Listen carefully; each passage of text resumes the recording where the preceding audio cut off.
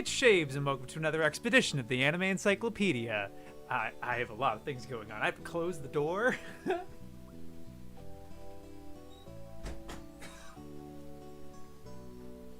And the reason I'm late, or literally like over an hour since I would have normally done it, is because I was recording something with OBS for my sister. She is graduating from college, and she presented a thesis or some sort of presentation.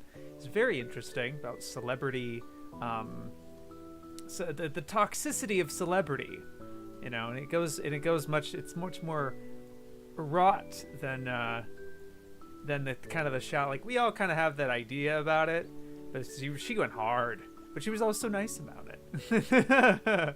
Like, that's it is really fascinating. But I recorded that for her. It started at like 7:25.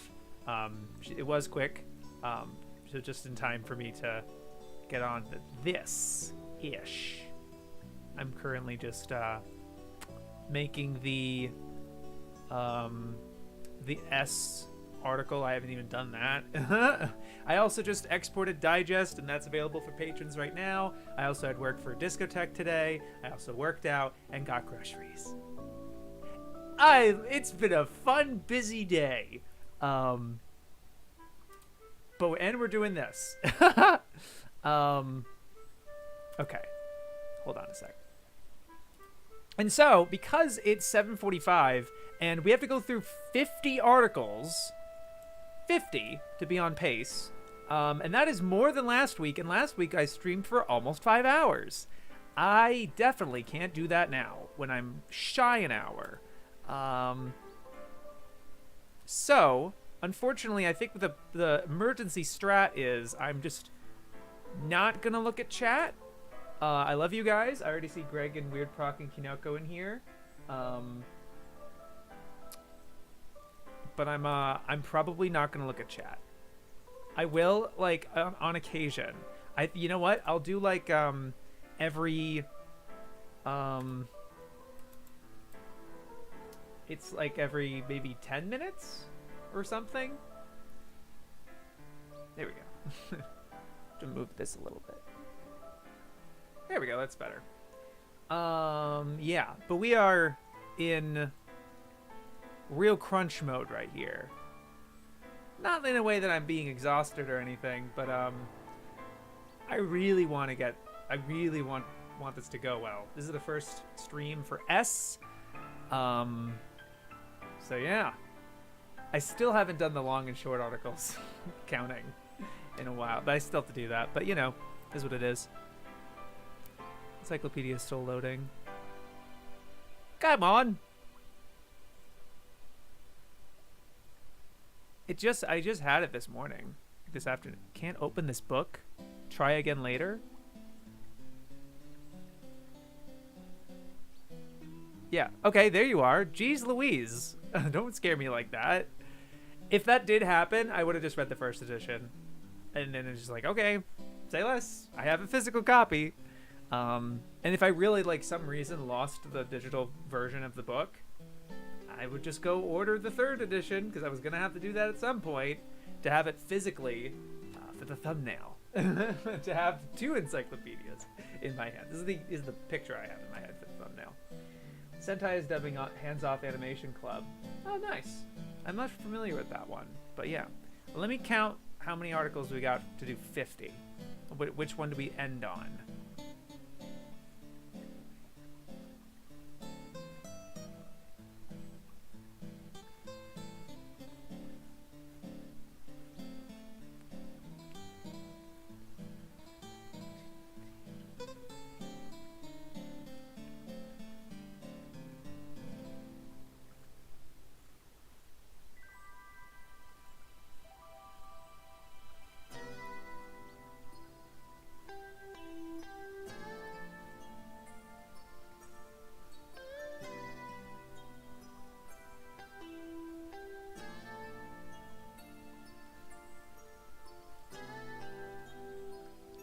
I'm ending on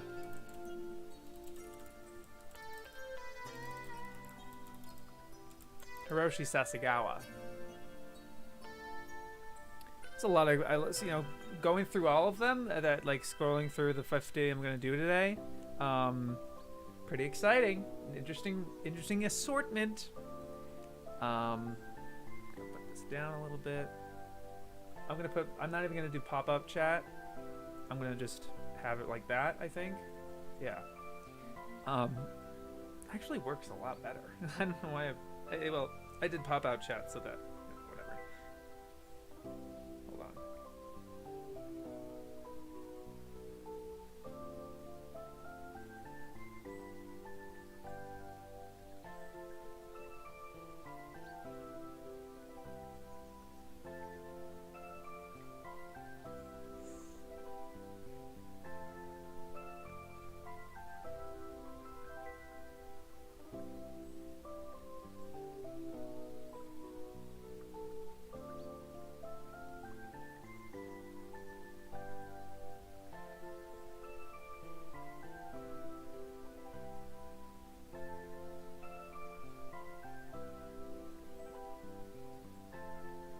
Okay, we're in. I actually haven't, hold on. I haven't linked this page yet. Just like that. Okay. When we get there, we'll get there. All right. SA from 2008. I have the book, but it's from 2008, so I don't need to look at it yet.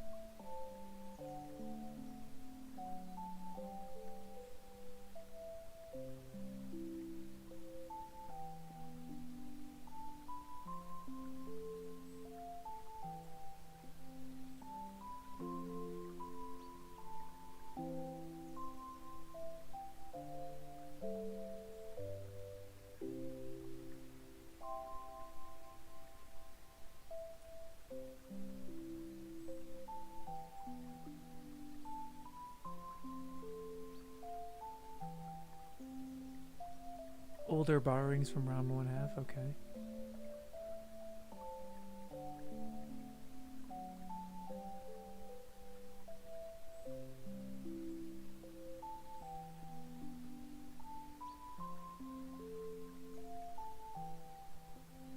I don't know how to give an opinion, really. Oh, I'm sorry if I didn't put the now reading part.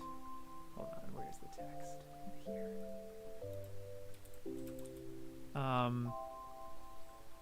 The one thing is I see the stats and I want to see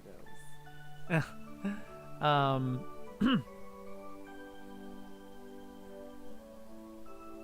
Instead, it takes a clutch of high school wish fulfillment stereotypes and surrounds them with imagery as cute and fluffy as an internet picture of a basket of kittens. Nobody expects them to achieve world peace or a cure for the common cold. They're fine just as they are. I don't think I've really given much of an opinion on that. So not much to say about that. I'm moving on. Saber. Marionettes. I've seen them reference this one a couple of times, actually. This one's from 1995. And it is indeed here.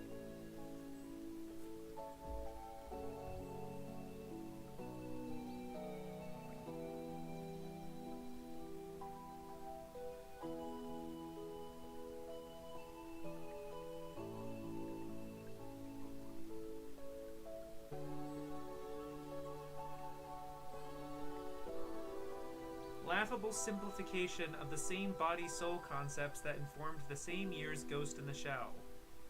It takes Pinocchio, the Pinocchio theme buried in so many robot anime, and marries it to the ultimate variant on the magical girlfriend and Tenchi Muyo genres. A lone boy on a whole world of tailor-made women. It also features the most haphazard release schedule of any anime, jumping from video to TV, back to video, then back to TV, and finally finishing on video again. 200 years after mankind's blah blah blah blah blah.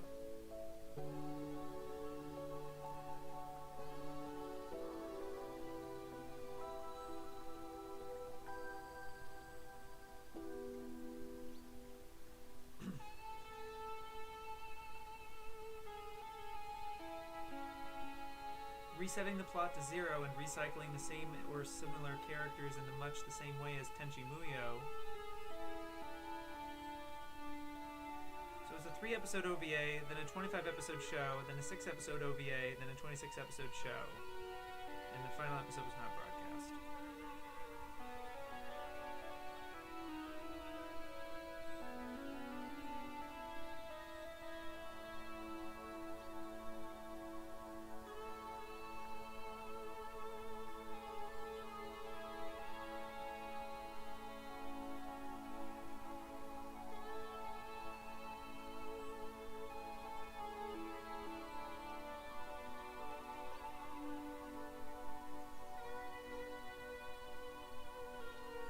Seemingly by playing out the same corny fantasies as countless other anime babes, like getting into bed naked with their embarrassed man, fighting to be top bitch in his pack, participating in talent contests, cooking for him, and so on.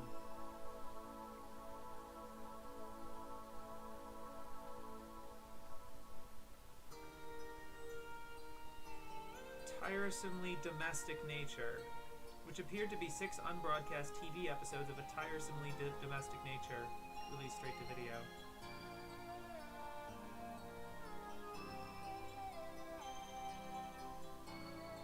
Okay. They don't seem to like it. By the way, Shaves, you're not speaking into the mic so we can barely hear you. Yeah, I was looking downwards. Sorry.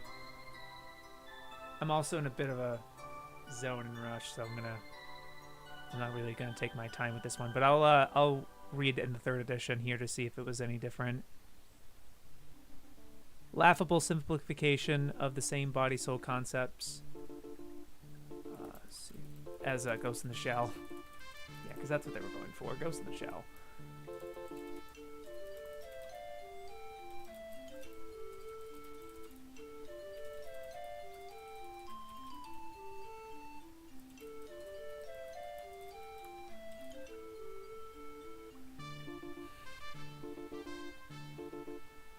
Haphazard release schedule of any anime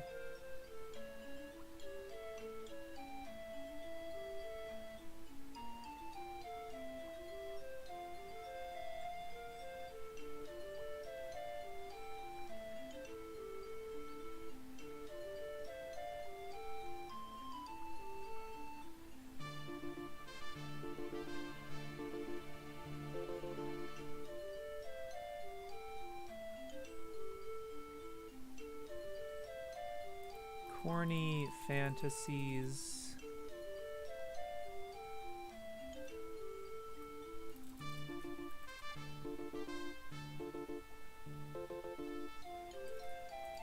Tiresomely domestic nature. OVA eps. A tiresomely of the tiresomely domestic nature. No other change. Moving on. Saber Rider and the Star Sheriffs. I closed captioned this show, so I know the OP. Also, I just realized hold on a sec.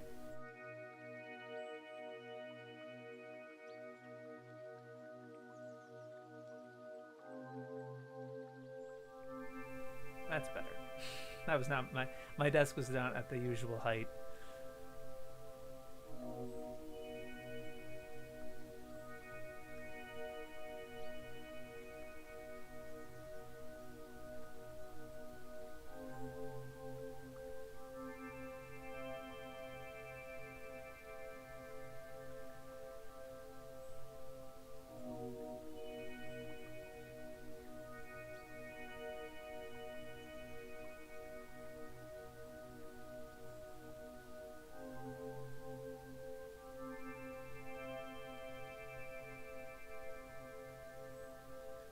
When the series was altered for US consumption, story editor Mark Handler, who went on to produce Voltron, had to make Teen Texan Colt into the hero and sideline the original lead, Japanese kid Fireball. That is not true.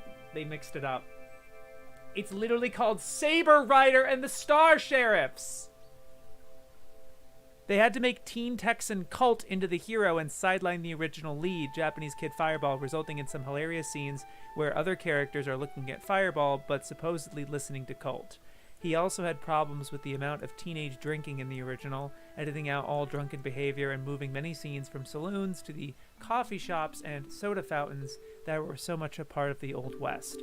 But also, it takes place in the future, so like it really didn't it didn't stick out that much because there's also like futuristic cities in the show. Like that's not much of a dig, okay? But also they're totally wrong actually. They're like making Texan Colt the hero when the show is called Saber Rider and the Star Sheriffs. They focused on a different. So there's three characters. There's four actually. There's three guys and a girl, and of course the main character looking one, Fireball, with the he's literally red coated. It's like the red, black, and blue. They actually even have power suits. They look like Power Rangers almost, like Sentai. So it's like red, black, and blue. And so obviously the red one was kind of supposed to be the MC of the Japanese version. But then, I guess for whatever reason, they made Saber Rider the black one. But they're talking about the blue one being the main character. But that's not the case. That's just not true. They literally just mixed them up. The Saber Rider's themes got stuck in my head too much. Yeah. No, they literally just got it fucking wrong. I don't know how they got that wrong, though.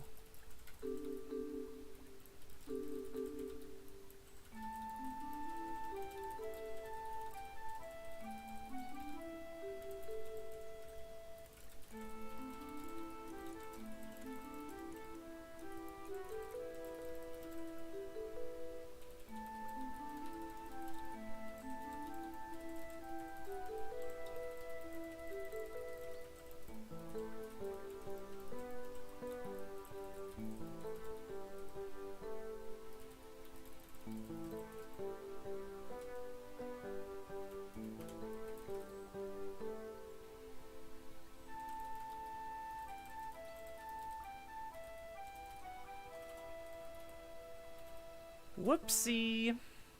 All right. Let me just double check the first edition.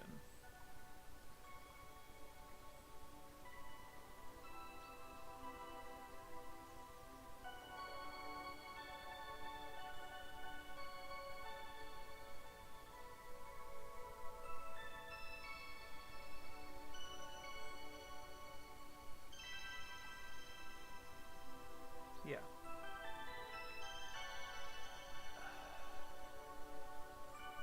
I won't deny though, Colt was definitely the secondary protagonist, and then Fireball had to kind of be the third one. But he had as much screen time because he's the main character in the original. So it actually kind of balances out, and it really feels more like an ensemble piece. Funny enough, in my opinion, at least. From 1968, Sabu and Ichi investigate.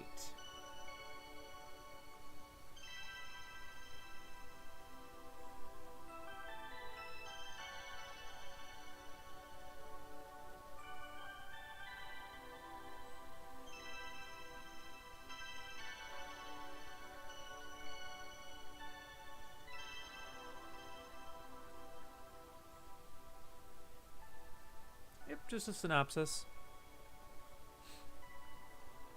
Moving on. Sacred Blacksmith from 2009.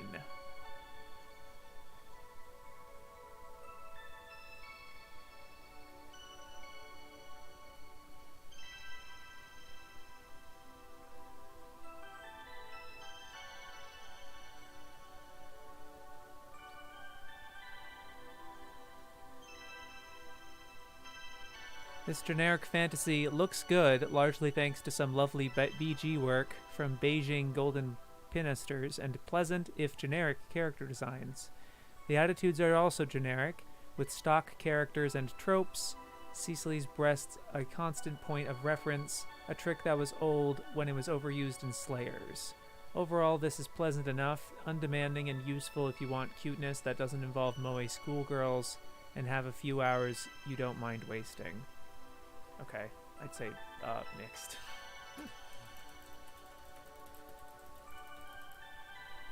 um,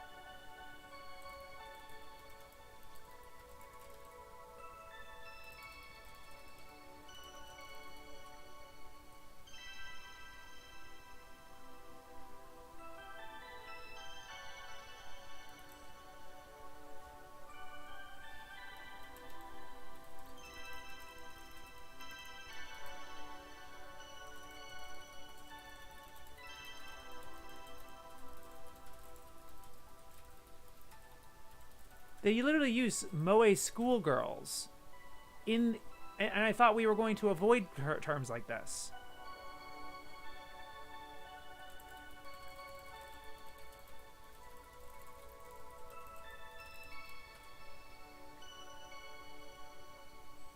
Isn't that interesting? Sacred 7 from 2011.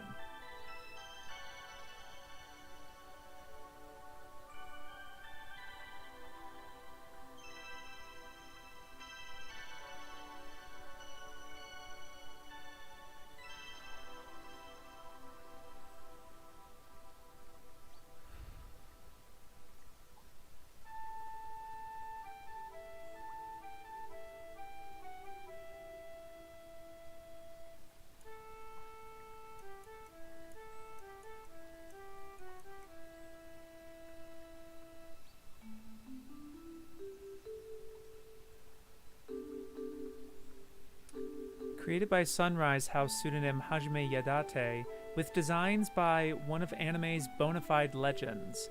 Inomata was one of the prime movers of Birth. Regarded by many old school fans as the first video to show what the medium could do. What? Inomata was one of the prime movers on Birth, regarded by many old school fans as the first video to show what the medium could do. That's like a compliment for Planet Busters for Birth.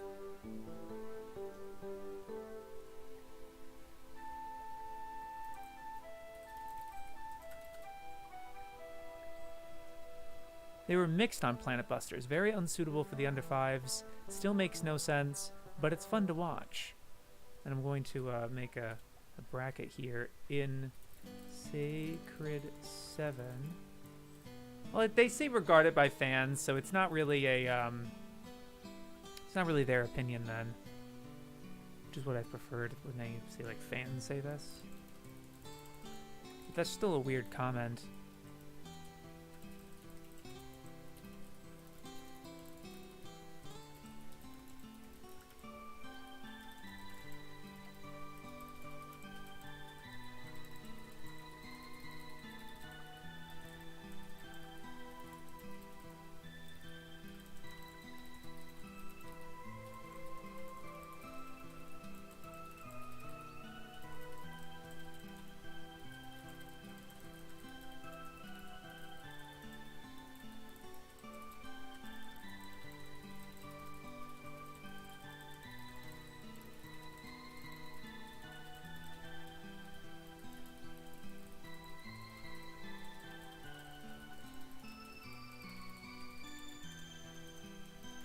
Why is it still listed under Planet Busters if you're referring to it as Birth here?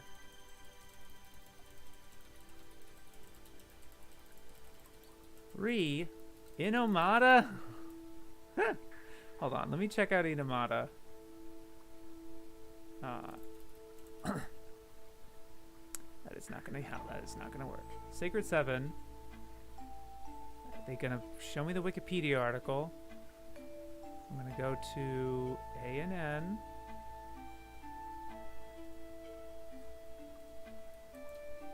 Inomata. Original character designs by Mutsumi Inomata. She was animation coordination and main animator.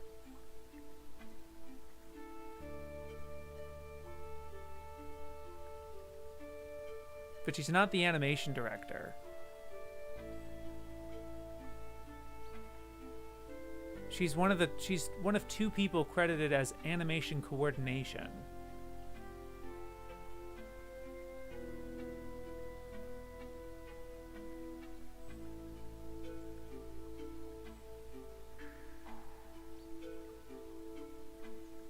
Hold on.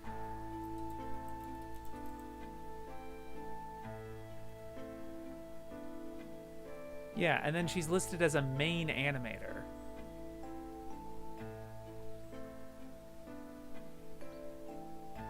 So there's main animators, and then there's also animation listed. It's really weird. Like, there's animation listed, and then there's animation coordination, animation check, and then main animator. Like, I'd have to look into this more. But okay. They called it Birth in this article, but the book has it under Planet Busters. Could they lean more about Birth in 3rd edition? Could it be they learned more about Birth in 3rd edition, or a different person wrote that? Yeah, it'd have to be a different person wrote that. Would be my only guess.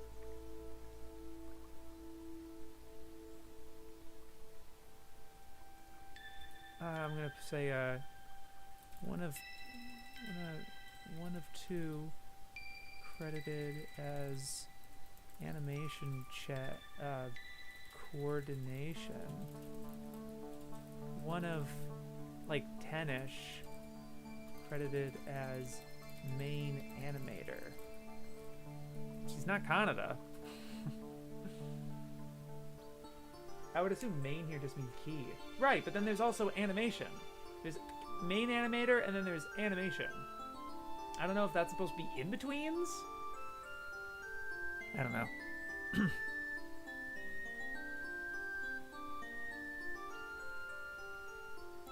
Show looks and sounds good, but can't decide whether it's a boys' action adventure show, a knowing parody of classic anime, or a high school saga.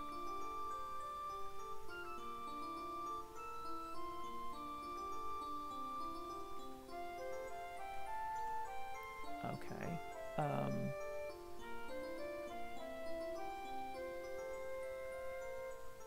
Yeah, I'm gonna say looks and I'm gonna say mixed again.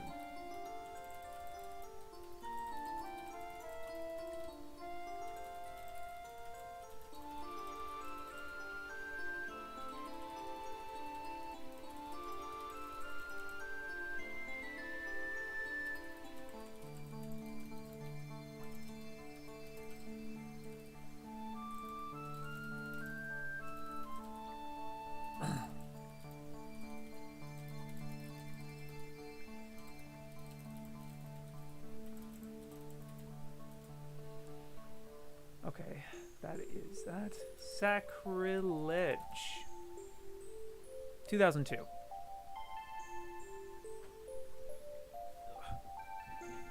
Yeah.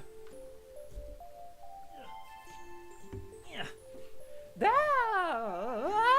I'm sorry, Dragon Ball Z reference.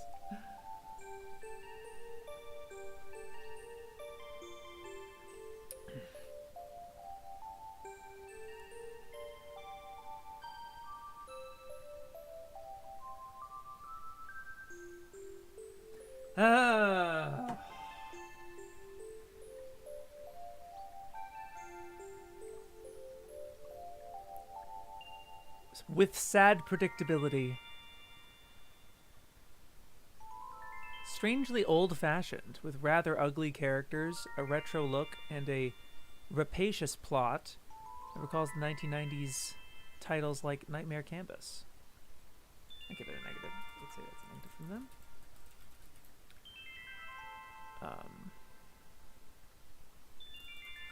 Sad predictability. Strangely old-fashioned, rather ugly characters, rapacious plot. What did I miss? I pretty much just started, nothing really. But I'm going to be pretty laser focused and gunning ho because I just started at 7:45, which is pretty late for me. Later than I usually start, and I have 50 articles to do. Last time I had 46 or something, and it took me nearly 5 hours, so I'm not full bullshitting anymore. Sad Mitsu the Destroyer, 2001. It's not in here.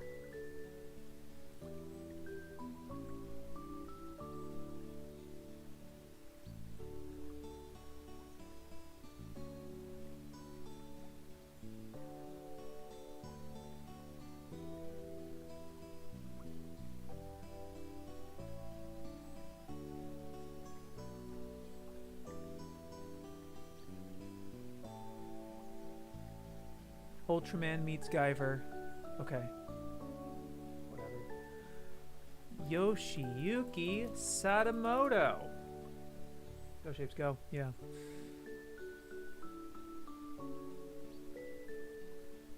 I didn't realize he started working at Telecom first and then joined Gainax.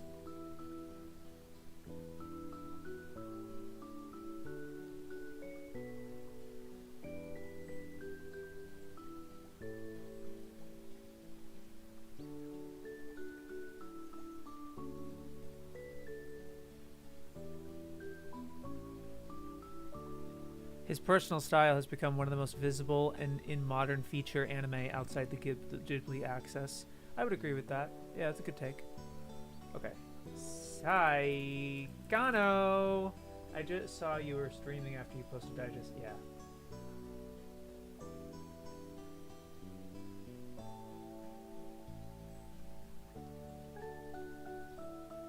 (2002), by the way.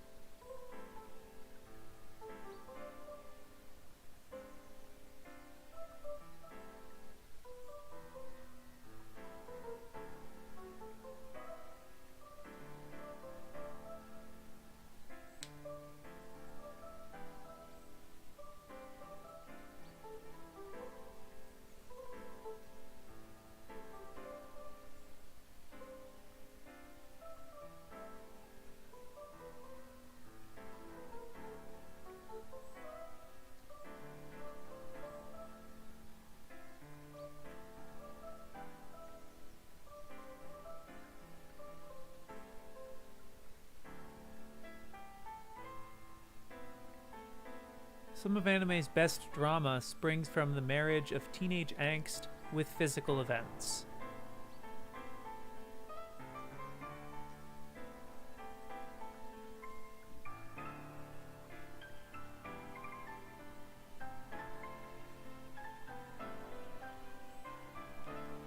They're referencing a ton of shit, but I'm not bothering to ramble on it.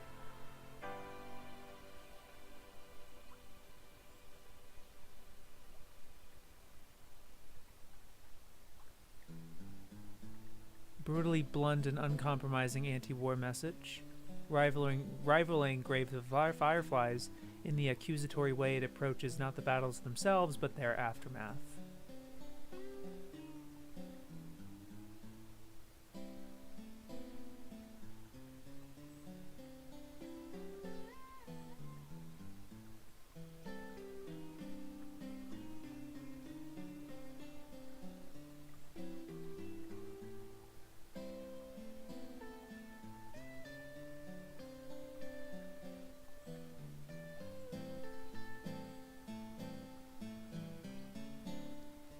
Okay, so I think they were positive about it, really, but like,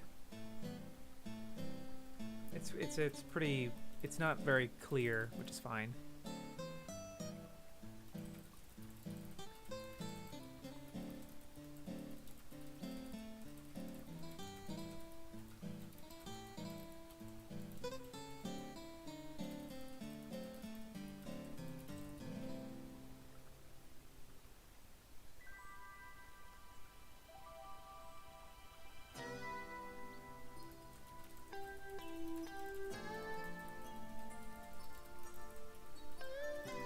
I know that's a positive for them, so I'm going to put that as a positive. Rivaling grave with the fireflies.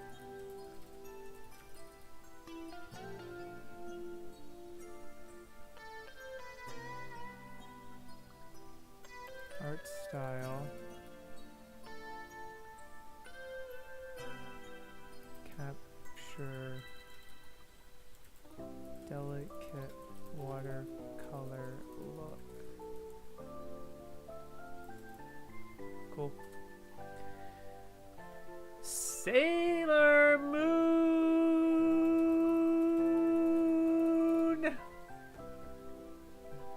The Kari fan just messaged me asking if I wanted to be in the video, and I wrote a message for like an hour. Oh, okay, cute. Alright. Sailor Moon. Let's read the first edition. Well, I mean, actually, I'll read third, and then I'll read the first one. I actually want to read the first one, actually, because I think that would be interesting. Usagi Tsukino, Serena in the US version, is a cheerful but clumsy teenage crybaby. Nevertheless, she is fated to become Sailor Moon, leader of a team of brave girls. Ami, Amy/Mercury, Minako, Mina/Venus, Ray/Mars, and Makoto, Lita/Jupiter. Collectively, they are known as the Sailor Warriors or Sailor Scouts in the US. She meets a magical cat, Luna, and receives classic magical girl items, including a wand and tiara, and superpowers to help her transform. In a past life, she was Moon Prince... Come on! That is immediately... Granted, the manga probably gets there much quicker, but... Immediately...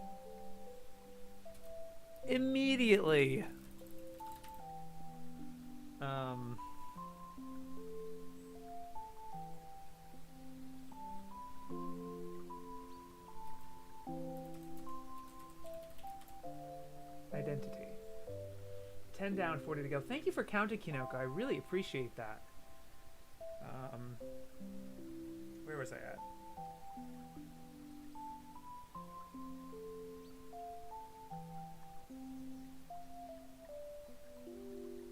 Yeah.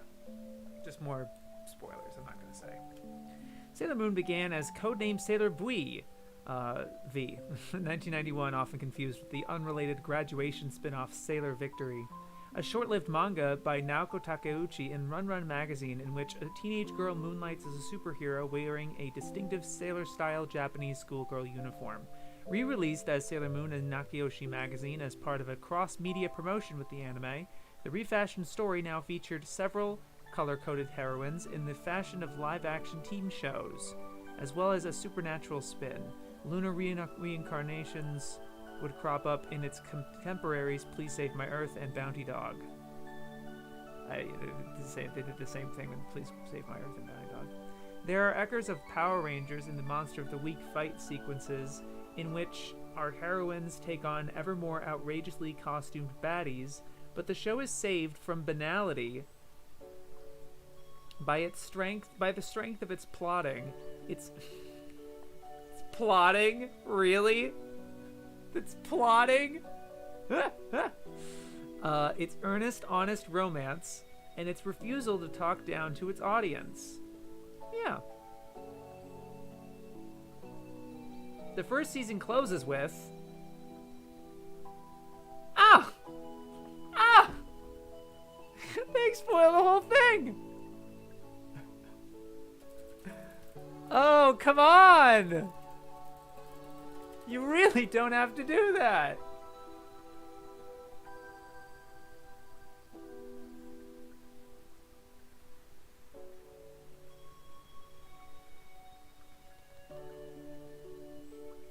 It is unlikely that many of the girls who watched the first season were still glued to their TVs by the last episode in 1996, a ratings disaster the producers attempted to avoid by rebranding and refashioning the series to entice younger audiences.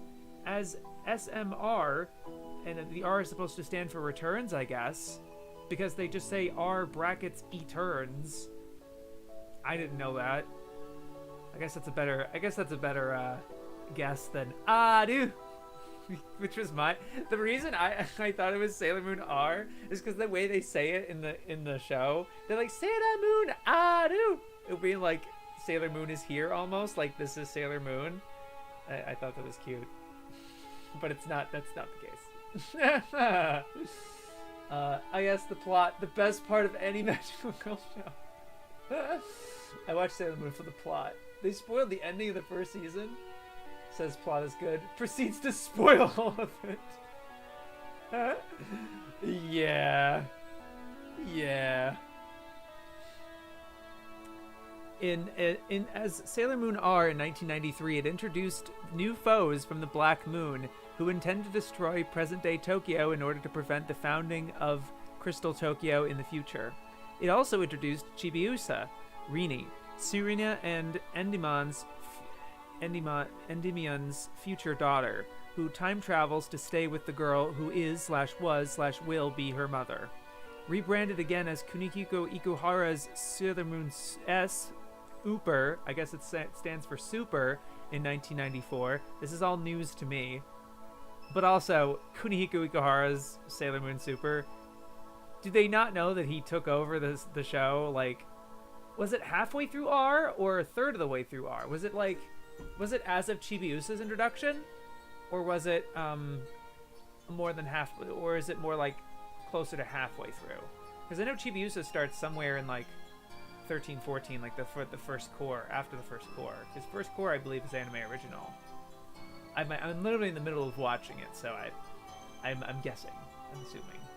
But anyway, of course they're gonna be, but of course they're gonna go Ikuhara's Sailor Moon S and not fucking Junichi Sato's Sailor Moon. Thanks a lot. Very cool, very cool. Big fan. Like halfway through R, I think. Okay, yeah. Very fucking cool. So epic.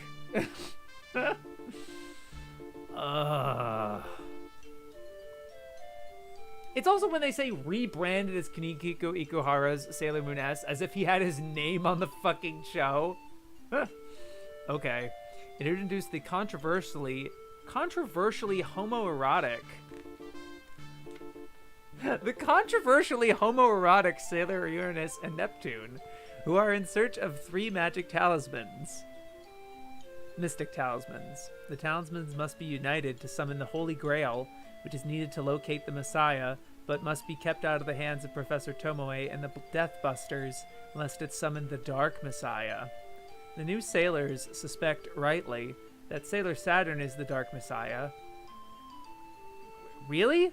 Splitting the group with infighting. What? Is that a spoiler for S? Hayden, please let me know that's a spoiler for S. And I'm sorry that I'd like a confirmation so I can actually write it down that they spoil S as well.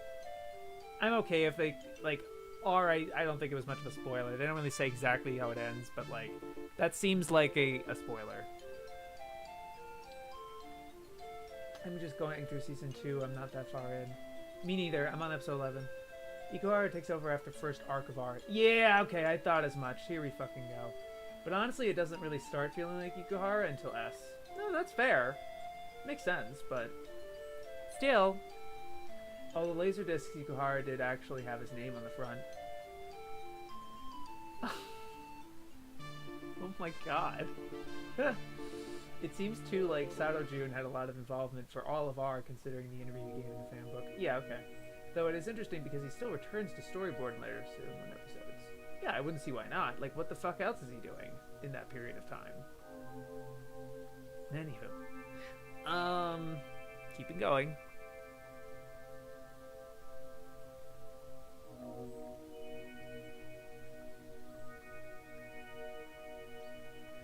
By 1994's Sailor Moon Super S Super... No! Okay, look at this fucking shit. Hold on. Do they have this in the fucking 3rd edition? Yeah. Look at this. By 1994's SM's Super S, note the easy-to-confuse typography. That's... You're the one making it confusing! That's confused. You put the fucking super in there. It's literally Super S. It's not hard. It isn't. You could also just go supers. But when you be like, by the way, the S stands for super, now it's confusing.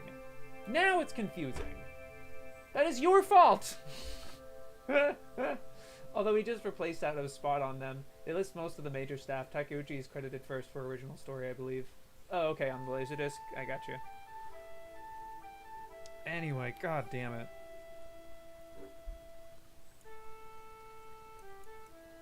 The focus of the show was gradually shifting away from Usagi and onto Chibiusa, thought to be more appealing to younger girls as the original target audience put childish things, i.e. merchandise, behind them. Oh yeah? Oh fucking yeah? It's not Super S, it's Supers. Yeah, I figured it's Supers. Makes sense. But also, like, I think...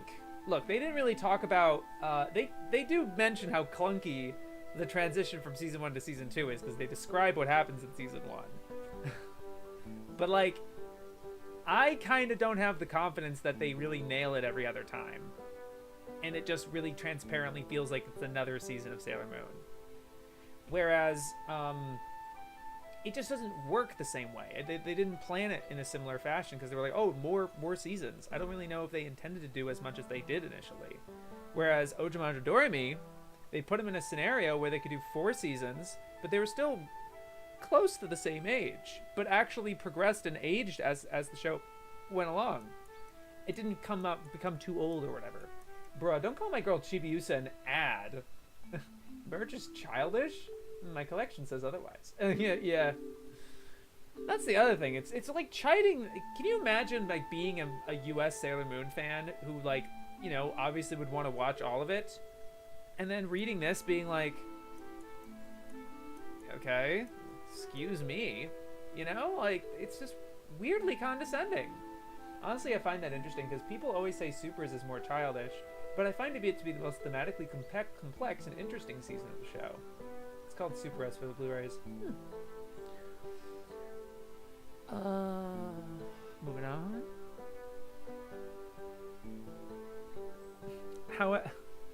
However, ratings hit an all-time low, partly because Chibiusa was unpopular, but also because Ikuhara's growing obsessions with fairy tales and subtexts, see his later Utena, were lost on the target audience. Chibiusa befriends Pegasus, a flying horse, who enlists her help in keeping an important golden crystal from the evil Queen Nephrenia, leader of the Dead Moon Circus, who needs it to escape from her prison inside a mirror and conquer Earth.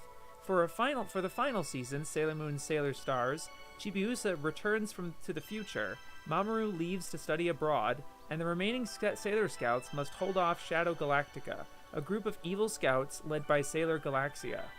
They are aided in this by the Three Lights, aka Sailor Starlight, a boy band who can transform into leather-clad girls in times of need. I knew about that, but I thought they were the bad guys. Am I stupid? I guess I'm stupid. I haven't watched it yet. There were also several theatrical outings. Ikuhara's Sailor Moon R takes place during the Nega Moon story in the TV series. An alien boy befriends the child who will grow up to be Tuxedo Mask, but when they meet again as young adults, a misunderstanding leads to tragedy. The same year saw his Make-up Sailor Senshi, a short film of animated character biographies and gossip. Sailor Moon S, the movie, focuses on Luna, Sailor Moon's feline friend, who is rescued by and falls in love with a young astronomer caught up in the battle to save Earth when evil Princess Kaguya plots to freeze it. In Hiroki Shibata's Sailor Moon SS features Chibiusa's new friend, a modern-day Pied Piper. So they credit Hiroki Shibata for the SS movie, but they're not going to mention Junichi Sato at all. Okay. Who leads all the local children toward a spaceship, and the sailors must save them from being abducted. On the same bill was the short feature Ami-chan's First Love, starring Sailor Mercury, always popular with the series' unexpectedly large audience of boys because she did stuff with computers. What? Wait, what? Wait, what? starring Sailor Mercury, parentheses, always popular with the series' unexpectedly large audience of boys because she did stuff with computers. Oh yeah! That's why I like Ami. Boy, she's just like me for real! She's like computers!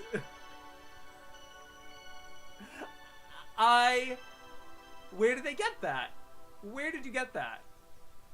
Is that your assumption? Is that hearsay? What on earth?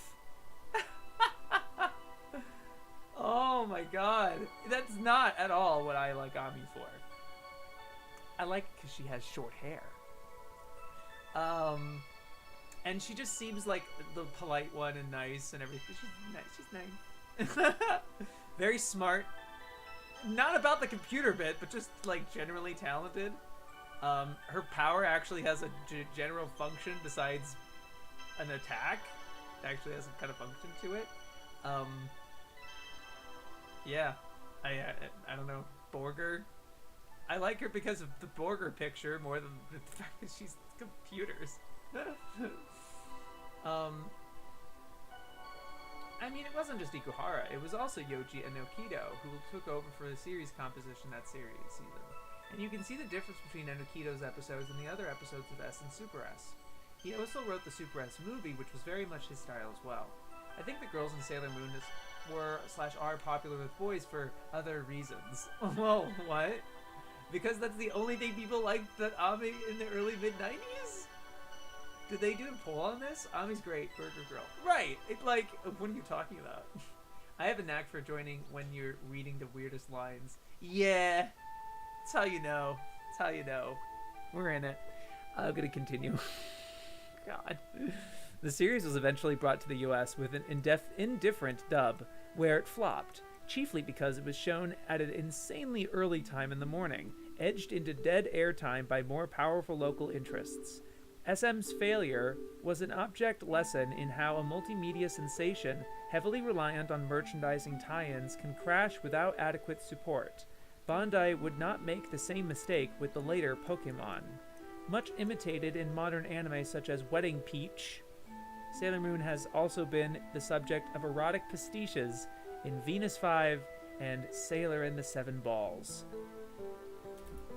They did not just reference Sailor and the Seven Balls in the fucking anime encyclopedia. Lord!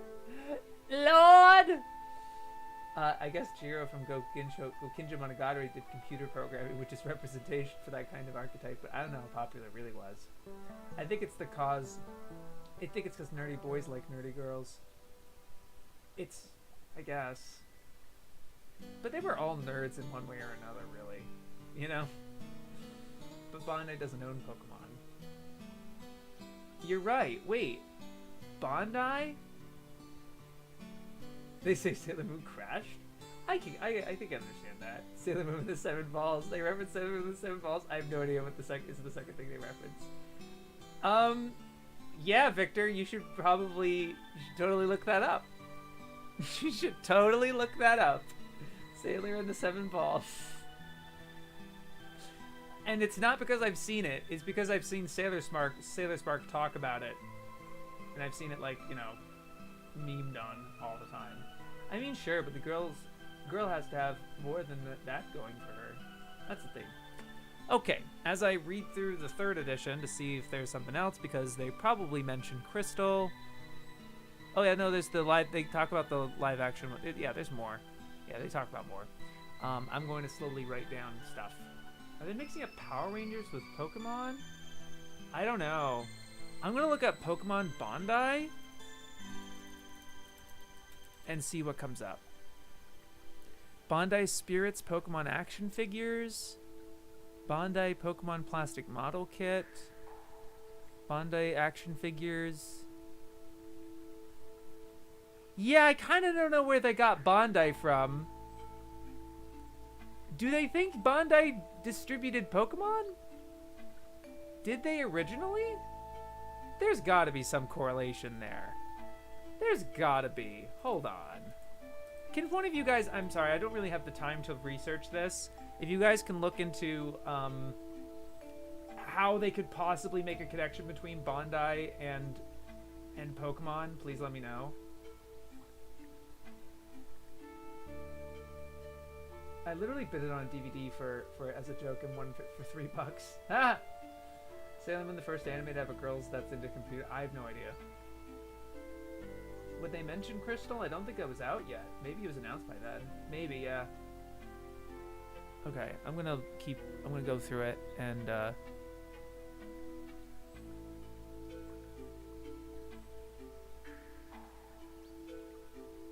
so they spoil Sailor Moon.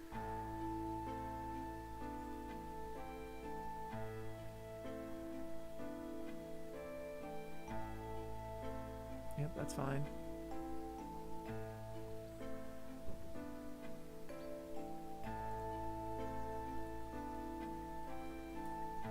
I'll give it a positive.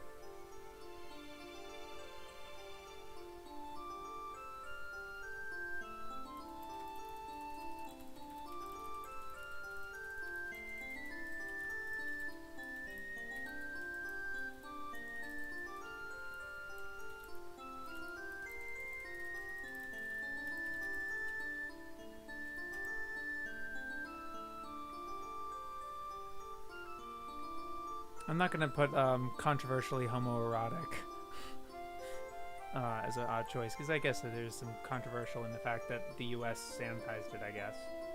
Or maybe there was controversy in Japan, I don't know.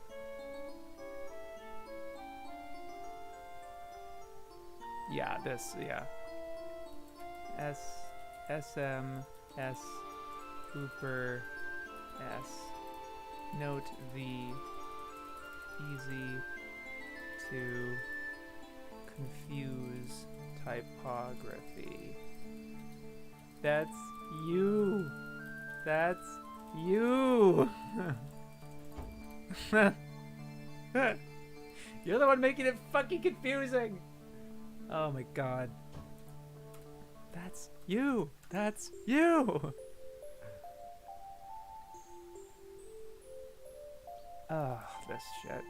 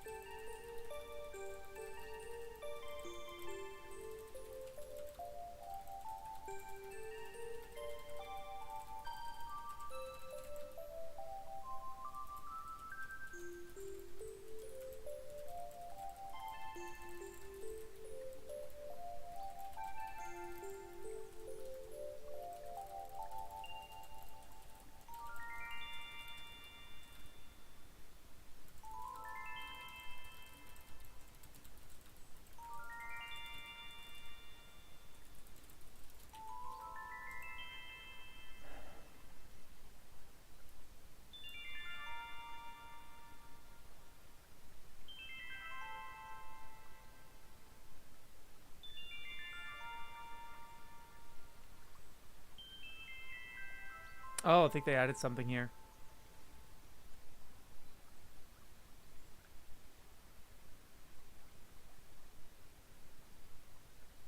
There was also a 48-minute Super S TV special. They do add something to, obviously they did, but something earlier here. Added 48-minute Super S TV special containing a trilogy of stories, a summary of the preceding seasons, a cruise ship cutaway with Neptune and Uranus explaining why they are not appearing in this season, and a final part in which Chibiusa fights a monster inside a vampire castle. Fun.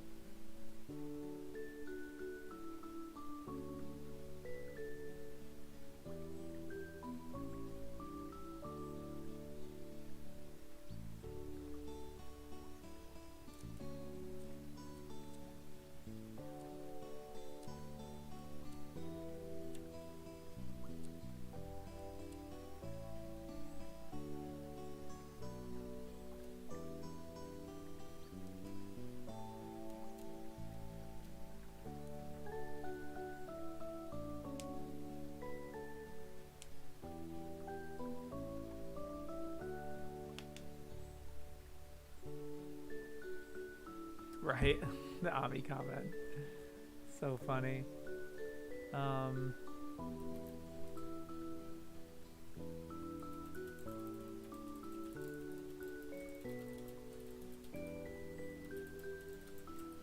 Always popular with the series' unexpectedly large audience of boys.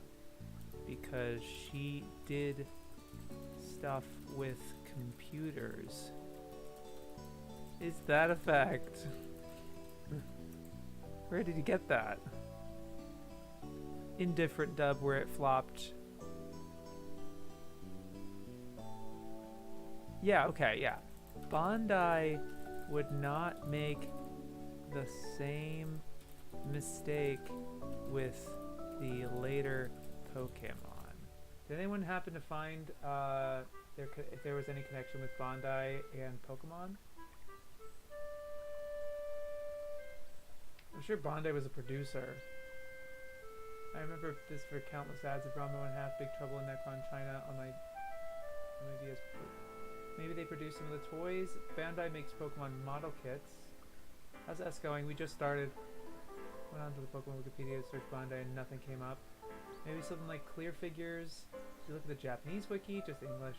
Japanese wiki tends to have more info. Yeah, it looks like Bandai was making figures of toys in the 90s. Pokemon is on Bandai's official site. But I don't think they had any hand in distributing the anime. It's such a weird statement. It's like saying Nintendo owned the video game rights to Sailor Moon because most of the games are on the NES, as in on the SNES. Furthermore, I think it's a little unfair to be like Pokemon didn't make the same mistake. By the time Pokemon premiered, DBZ, and Sailor Moon were already on Toonami. What did they say about Pokemon? The landscape was already different by then. Zach, what they said about Pokemon was that they're talking about Sailor Moon, where Sailor Moon's failure was an object lesson in how a multimedia sensation heavily reliant on merchandising tie-ins can crash without adequate support. Bandai would not make the same mistake with the later Pokemon. Actually, there were commercial dev kit cartridges and stuff for the Famicom, and lots of people were programming games for computers. So I can see how that being a simple aspect now. Sure, I guess. But like the fact that it still works to this day, where I liked Ami the most, you know, and I know other people that Ami's a fan favorite, but it definitely had. To me, it wasn't about computers, and how much was it about computers for them? You can't just make that assumption, unless it was like a poll, if you cite a poll or something like that. But Sailor Moon wasn't on the Famicom, talking about programming geeks in general. Alright, so, yeah, and then SM has also been the subject of erotic parodies in Venus 5 and Sailor and the 7 Balls. Well, at least they don't end the article this way like they do first edition Lamau. Okay. Added. Here's everything that seems that they've added. As the original Sailor Moon viewers matured into a whole new demographic, a live-action TV series with the official English title of Pretty Guardian Sailor Moon in 2003 ran for 49 episodes and 2 DVD specials, somewhat longer than average in the world of Japanese TV. Although it's... what? Somewhat longer than average in the world of Japanese TV? 49 episodes? It's a toku, isn't it? That's average. Where are they getting that from? Balls is spelled with a Z? Oh, I'm so sorry. Oh, I'm so sorry. Oh, I'm sorry. Sorry. What the heck?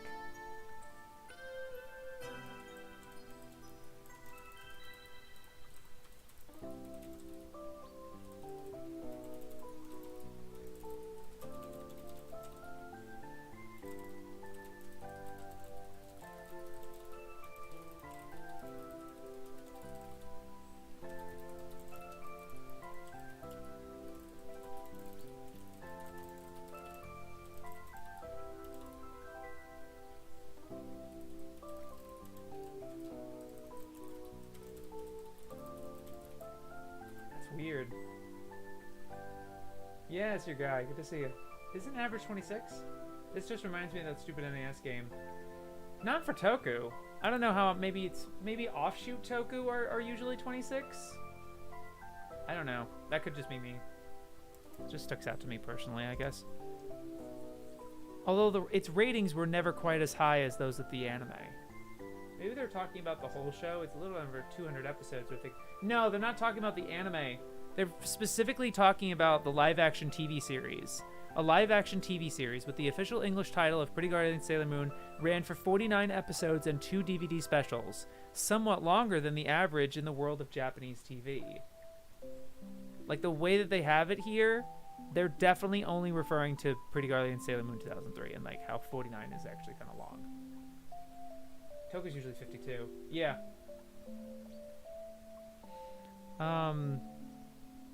The release of the series coincided with a republication of the Sailor Moon manga, with some sections rewritten or altered to make it conform closer to its latest adaptation. The live version also introduced some new sailors. Luna the cat occasionally transforming into the human form Sailor Luna, a dark version of Sailor Mercury after she is possessed by an antagonist, and a princess form of Sailor Moon herself, which when she is temporarily possessed by the spirit of her older self. Although Sailor Moon's late-era fortunes have been nowhere near as traumatic as those of Candy Candy, the franchise's creator has experienced some palpable ups and downs, including a tempestuous falling out with her original publisher Kodansha, seemingly only smoothed over after several years of working for a rival. Much like J.K. Rowling in the West, Takeuchi enjoyed a level of success sufficient to give her substantially more clout with publishers than many lesser creators. This, combined with the templations of Married Life to Hunter x Hunter creator Yoshihiro Togashi and motherhood, lured her away from the artistic treadmill for several years, in which her most notable manga creation was the semi-autobiographical Princess Naoko Takeuchi's Return to Society Punch from 1998 to 2004. She did, however, bury the hatchet with Kodansha in time for the release of Pretty Guardian Sailor Moon Crystal, a reboot of the anime series billed as a celebration of its 20th anniversary. So they did manage to connect it. Yeah, getting compared to J.K. Rowling. Yeah, I mean, look. This is 2014 when this is written. The writer of the Sailor Moon Toku is pretty prolific, and the anime OnlyFans probably know her best for writing JoJo. But that's not the person you want to compare anyone to. Yeah, it didn't age well. Added, Takeuchi, drama with Kodansha, future works, mention of Crystal at the end. It didn't age well, but I'm not really going to write it down. I can understand them making that comparison at the time. Sailor suit, examination for married women. Okay, what a title. Alright, I'm gonna, this is a vanilla series, so I'm gonna be mute for a bit. I'm gonna eat these while I, and also get something to drink while I do this next one.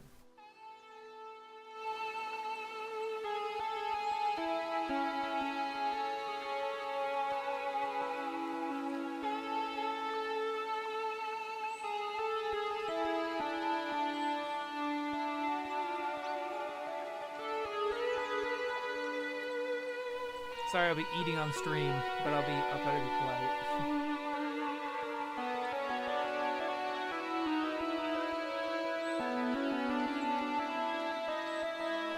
Also, this one's from 2011.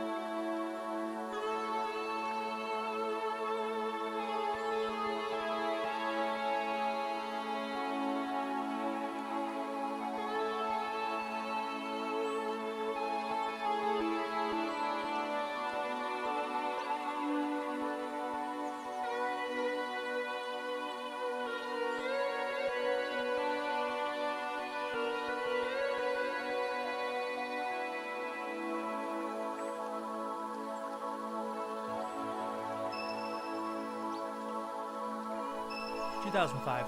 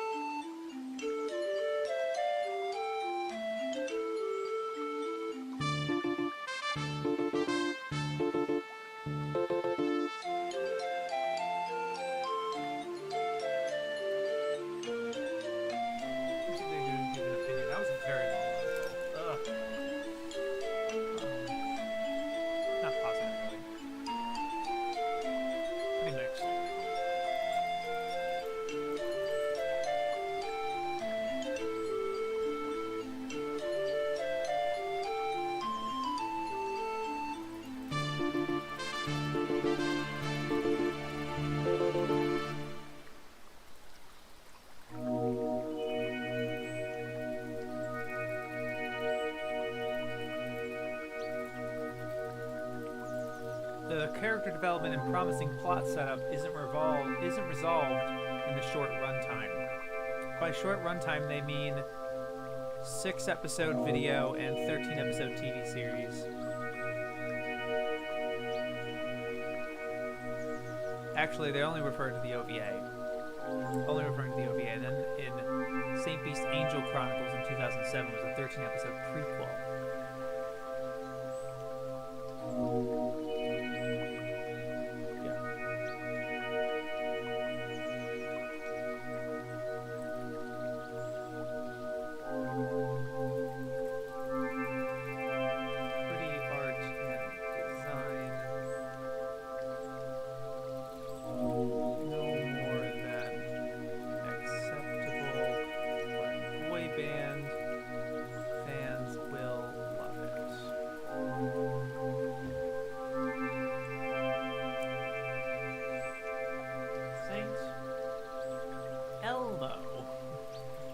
Fossil of Light from 1987.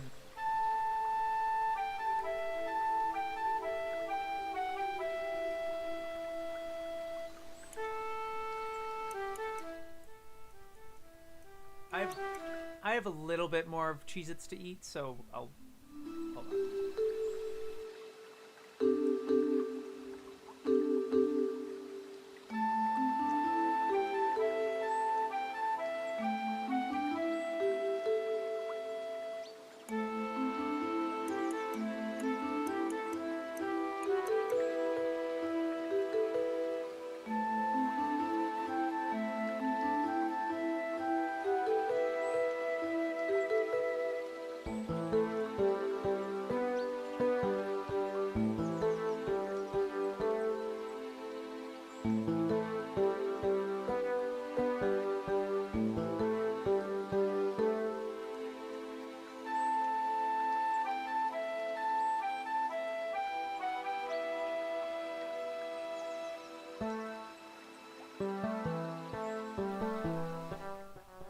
Hokey sci-fi show.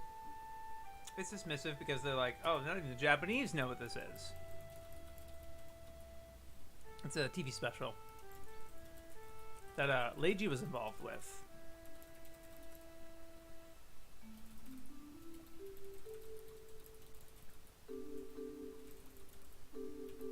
It's an 84-minute special.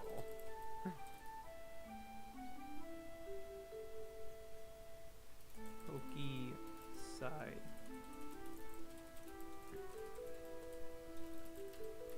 Hokey sci-fi show. I'll just double check the first.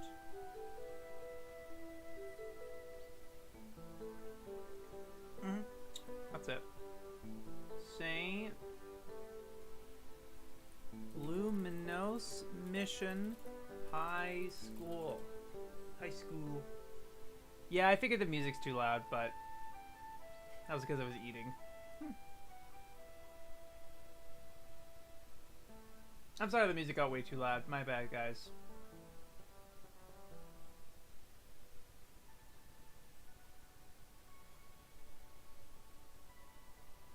My bad. We should be alright now.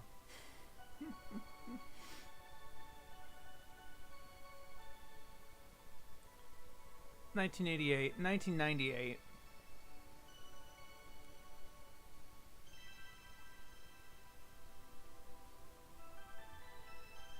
Predictable rehash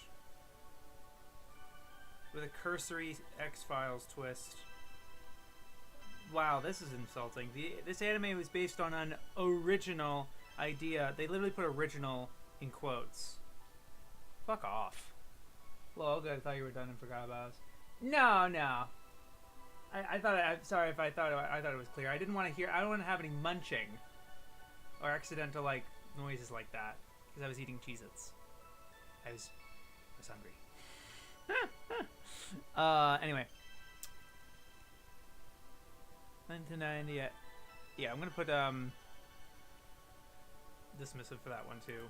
Saint Sanit. Luminous Mission High School.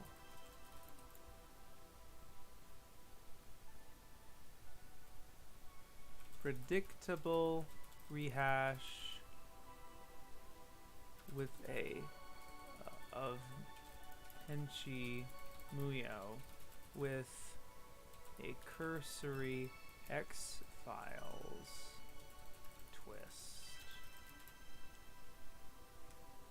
1998.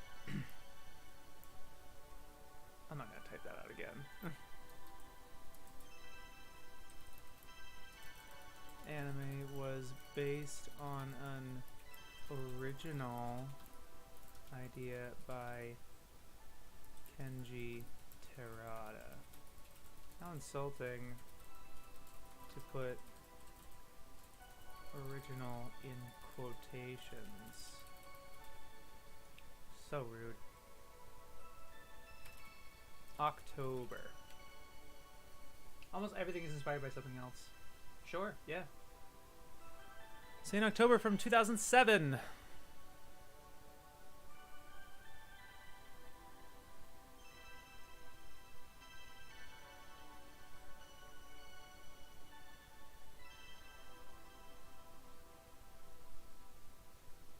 When? Dun, dun, dun, dun, dun, dun, dun, dun. Can 3 goth lolly cuties save the world? Of course they can, because this amalgam of magical girl show, detective action, and moe fan service, argot and jargon, is part of an assault on the market by game developer Konami. Our heroines get into and out of amazingly cute outfits and use a huge array of weapons, reflecting Konami's video game heritage. The series was created for Konami by Shogo Kumasaka, also known for Fairy Musketeers and Sky Girls, a manga with art by blah blah blah. There's also a clutch of soundtrack CDs and several art books.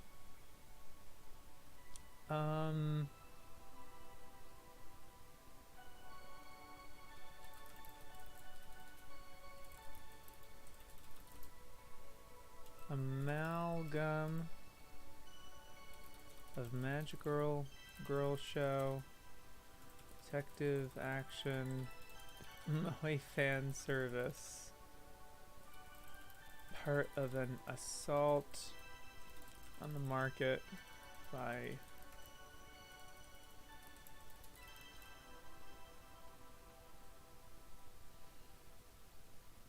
now I want to watch this like I did with Bin Shotan. St. October looks like good vibes. I want to check it out sometime. It's funny how I missed the name of the show, but you started reading the plot summary and I guessed immediately what it was. Ah! I wish Fairy Musketeers wasn't so mid. Damn.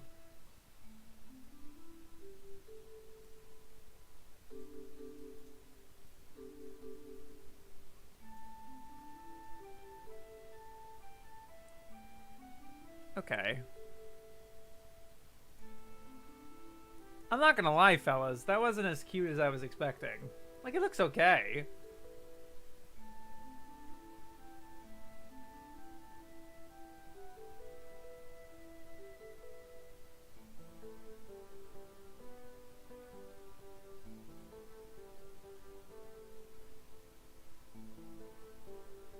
Alright, whatever. Didn't the Made in Abyss mangaka work on Fairy Musketeers? Yeah. Saint. At last. Saint Seiya! Saint Seiya! Wouldn't call it an assault on the market, though. This type of show isn't really my thing. That's fair.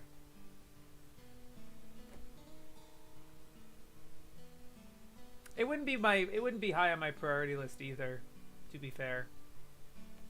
Just on the looks. Looks okay. Looks whatever. Young martial artist Seiya and the Bronze Saints are sworn to protect Sayori, the reincarnation. I just have to make sure I want to read this correctly because I actually know what I'm taught. I actually know what I'm reading because I've seen this show. Young martial artist Seiya and the Bronze Saints are sworn to protect Sayori, the reincarnation of the goddess Athena. Their magical armor is at the lower end of a divinely initiated pecking order that moves up through silver and gold saints and even encompasses the sinister Black Saints, servants of a dark power who see Athena as the only barrier to their domination. In the first series, Iki and his Black Saints steal the legendary gold armor. Wait. I guess so. Wait. Huh? I guess so. It's been a while. I think it was just Iki, but alright. The battle to retrieve it seems hopeless, but the boys have their Cosmo, a kind of power in every living being that can be developed for good or evil. Combining their Cosmos with their individual skills and courage, they can beat seemingly invincible powers. Since evil can be reborn, their adversaries can reincarnate to fight them again. Wait, what? Do they? Since evil can be reborn, their adversaries can reincarnate to fight them again. Are they talking about how, like, Iki can because he's a phoenix? What? I hope they have Saint Tail later. Yes, they do. I saw the trailer for the live-action Saint Seiya when I went to see Suzume. It's probably next. I'm worried about that film. You have every right to be worried.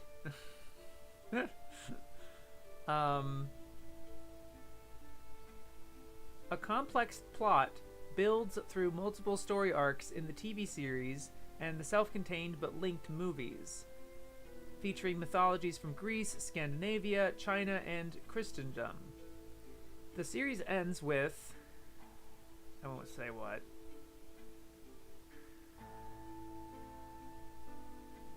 Yeah, okay. I'll just say the series ends with.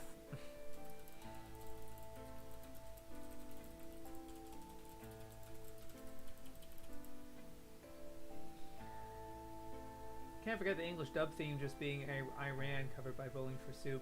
I love it, even though it's kind of unfitting. Major spoiler for the last arc. No hope for that movie. Yeah, that was epic.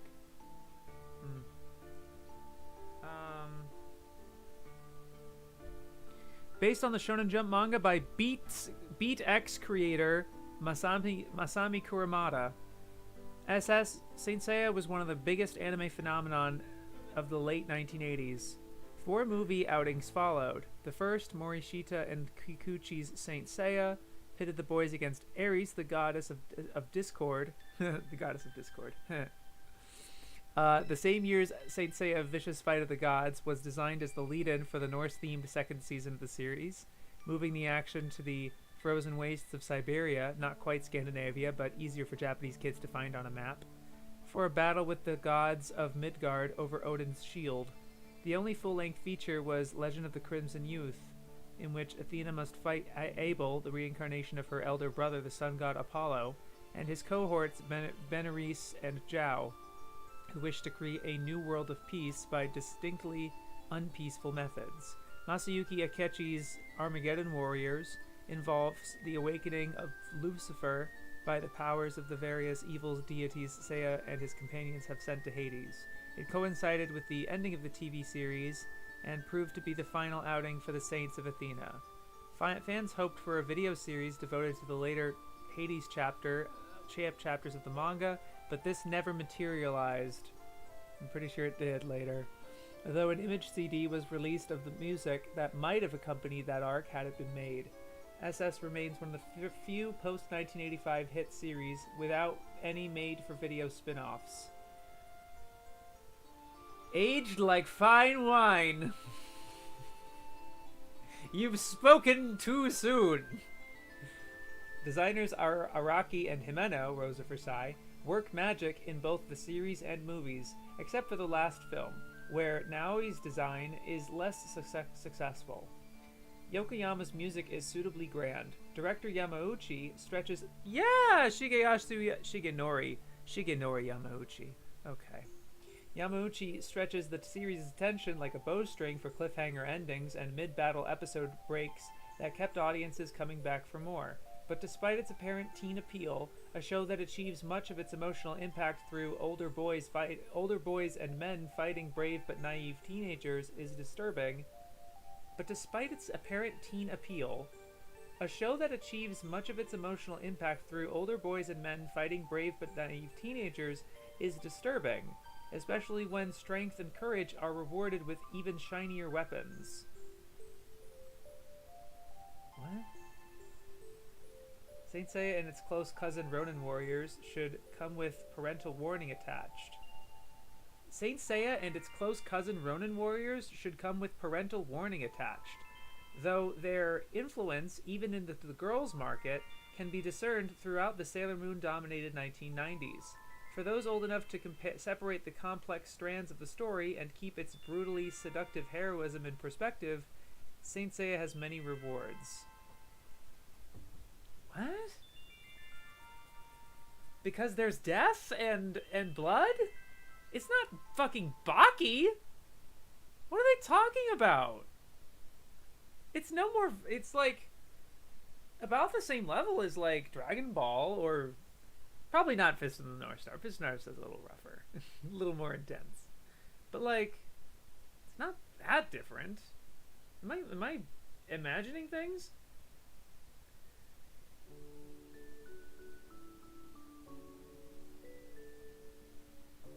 I'll get to Saint Seiya at some point. I remember I would see the manga all over my Shonen Jump issues back in the day. I had never known about the Knights of Zodiac dub until years later, as I wasn't watching on Cartoon Network when Vesica was going on. That's definitely when I've heard it. I never watched it. I enjoyed it up to end of Sanctuary. My knowledge of later arc only come from the games.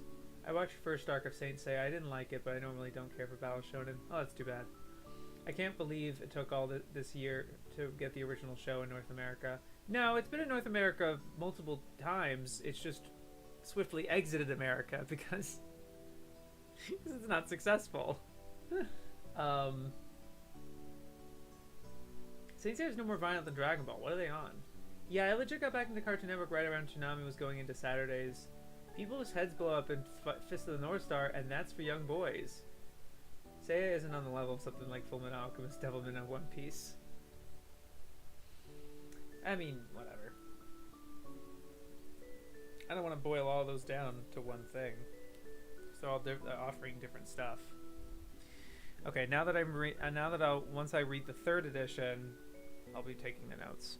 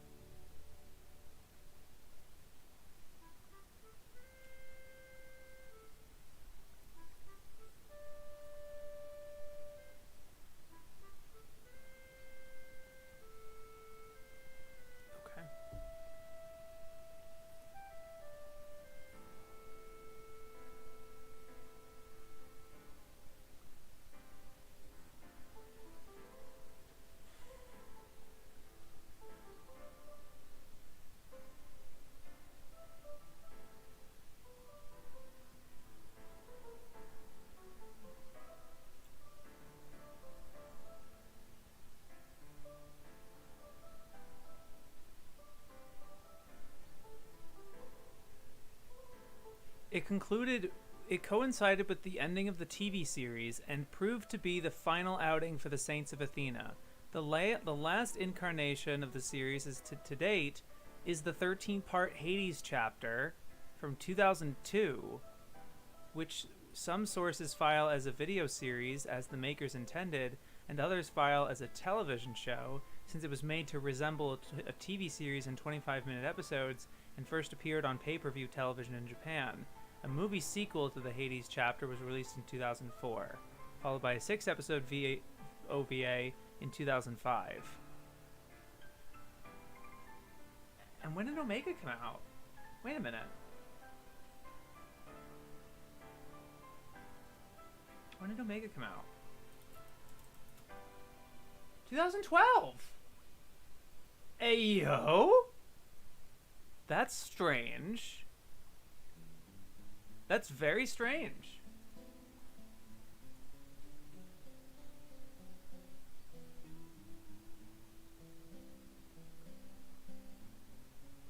I said I wouldn't read the chat too much, and here I am. Okay. That's weird.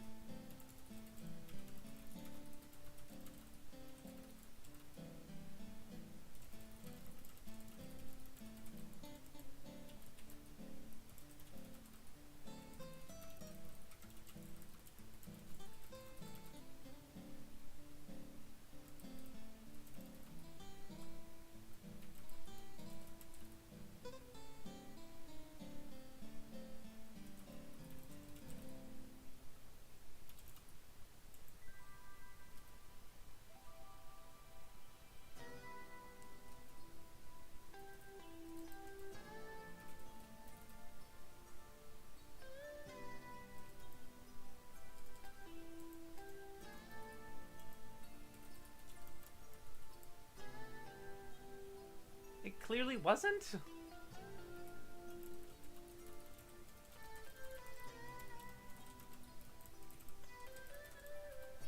No mention of Omega.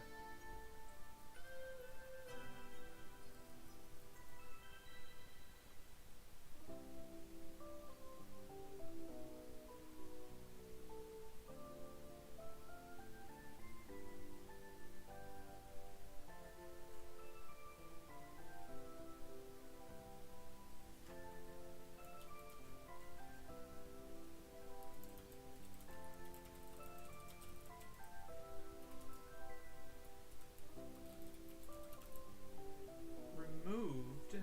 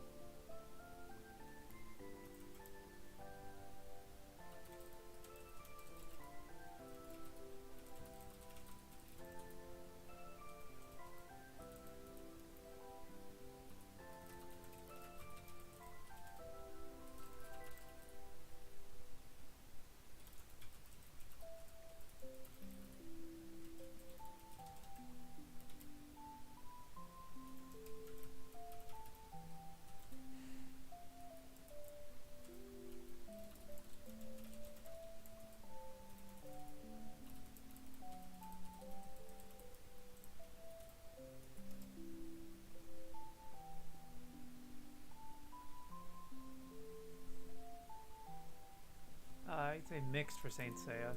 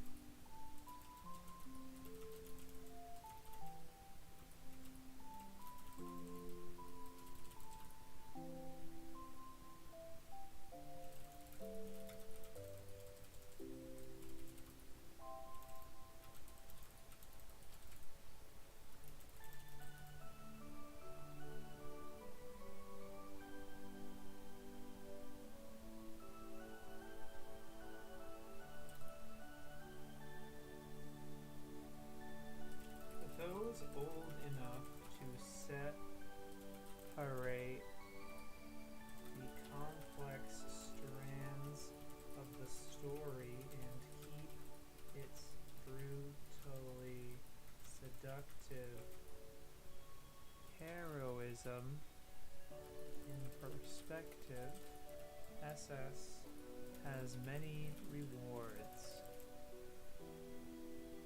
Weird.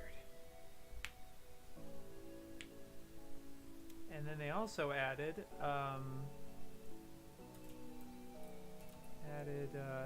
1991 live stage musical.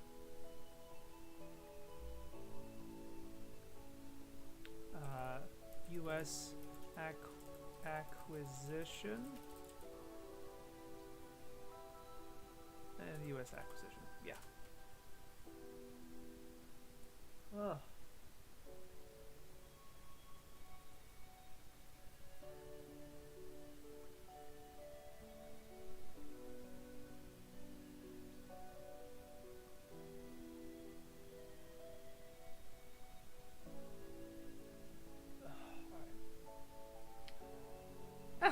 We have one more title before getting to the other fun one.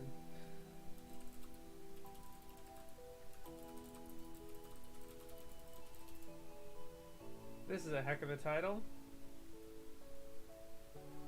Saint Slut School Dating Diary, the animation. From 2013.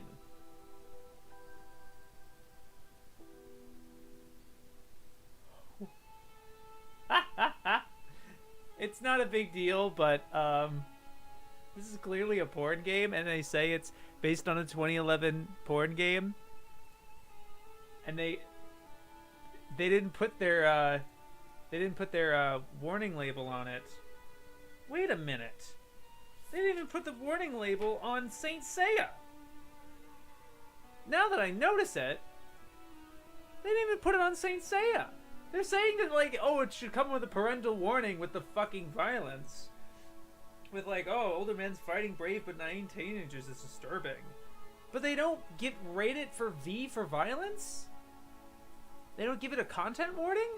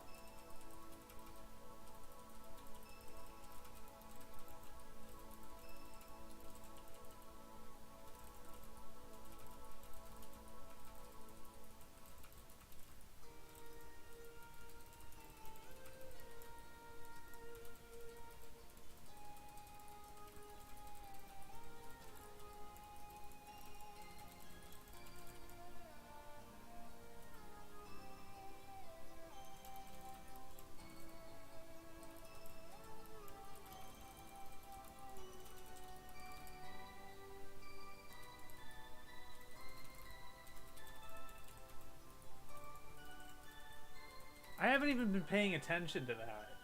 I straight up have not been even paying attention to, like, titles that very clearly deserve the content warning tags and then just don't have them.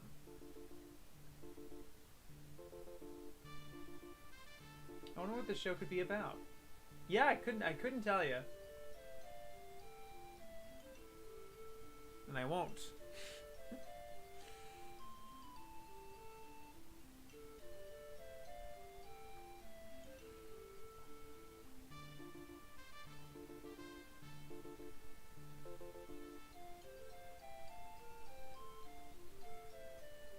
Back when they were a fan circle, emerging into the professional world. Okay. That's strange. Here we go. The real shit. Like that. Yeah. Now reading. The Saintest of Tales. Saint Tale. Saint Tale. Maimi is an ordinary Catholic schoolgirl who transforms at night into the daring thief Saint Tail. It's in the genes, as her mother was a notable burglar before marrying her stage magician father, but she only steals from those who deserve it or to help others. Her best friend Sarah is a novice nun who somewhat heretically hears confessions from troubled parishioners and then blurts out the details to Maimi. Oh, that's so cute. Oh, that's really funny. Maimi then yells out, "It's showtime!" Whereupon God Almighty transforms her into an angelic super thief in a costume based on a magician's female assistant. Top hat, revealing bodysuit, and fishnet stockings. While Saint Tail restores valuable items to their true owners, the hapless police are unable to compete with her divinely assisted crime spree, though Maimi's classmate Asuka is the son of the beleaguered chief of police, determined to track down Saint Tail and hoping to capture Maimi's heart as well. A resurrection of two of the most successful themes of the 1980s, Magical Girls and TMS's own Burglars for Justice series, Cat's Eye, with a dash of Las Vegas showmanship and Catholic guilt. Maimi regrets the embarrassment she causes Asuka's father as she carries out God's work. Based on Megumi Tachikawa's manga. Kind of a weird comment at the end there. Where it's like, Maimi regrets the embarrassment she causes Asuka's father as she carries out God's work. And also her, like, the description of her outfit feels, weirdly unnecessary. Let me just...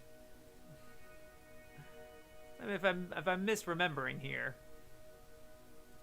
If I could just, double check this in case I'm misremembering. Fucking... That is a revealing outfit? That's a revealing outfit for you? I'm sorry. This is a revealing outfit for you. Super revealing. Let me read that again. God Almighty transforms her into an angelic super thief in a costume based on magician's female assistant. Top hat. Oh, okay, there's the top hat in one of the things, but like... Yeah, there's the top hat, okay. Revealing bodysuit and fishnet stockings. Do we know what fishnet stockings are? Do I have to look up the fucking transformation? Well, it may as well. Not fishnet stockings. Do I gotta fucking... That's nice to see it in recommended. Wait, is that the preview? Ah! I didn't know that was the preview. That's funny. I obviously didn't even see it. Yeah, like that. Anyway. We've got a family plan for you. Skip it.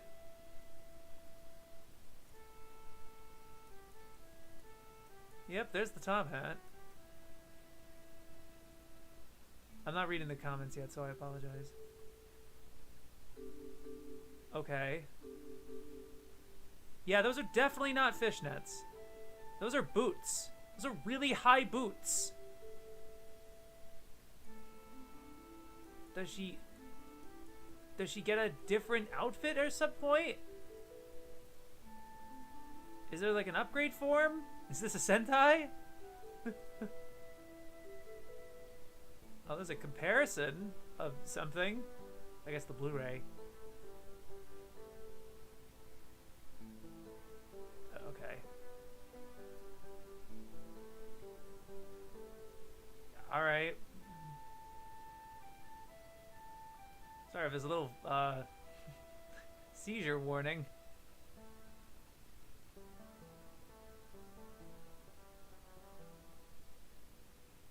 Okay. Weird. Strange.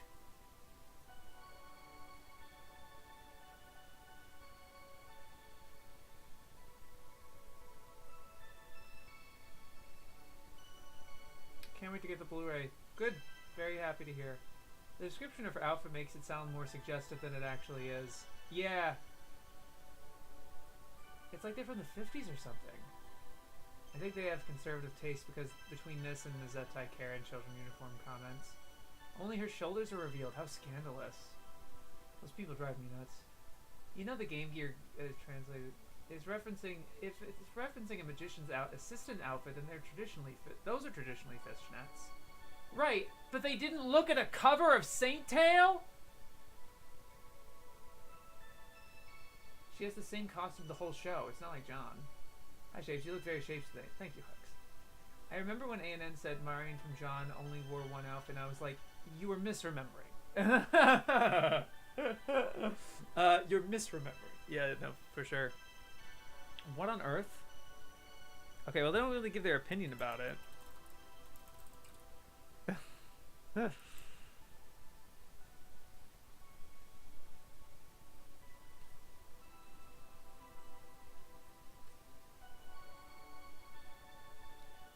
Wait.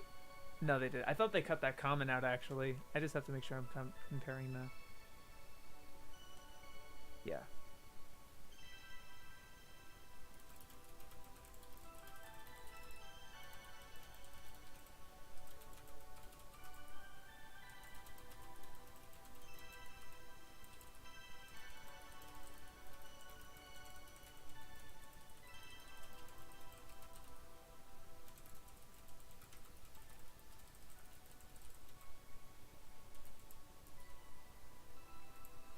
Not true. My face when they have conservative taste but review all those OVAs. I know. Like the prude. Like they're prudes about this, and then they describe all the fucking hentai. What on earth? What on earth? All right. Fun. Saki the player. It's just Saki. Why is it whatever. Whatever, it's just Saki. Saki from 2009. It's the Mahjong show.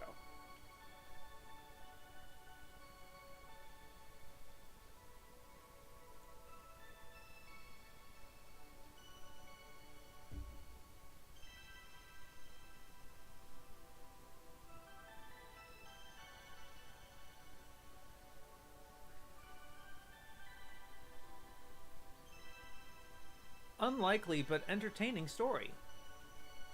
Cool.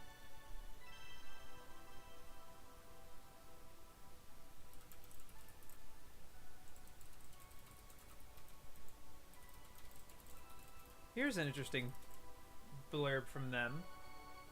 Mahjong has two major disadvantages as compared with, say, soccer or tennis in sports anime. It is largely a game of luck, not skill. And it's played sitting down, so making it entertaining in a visual medium is hard.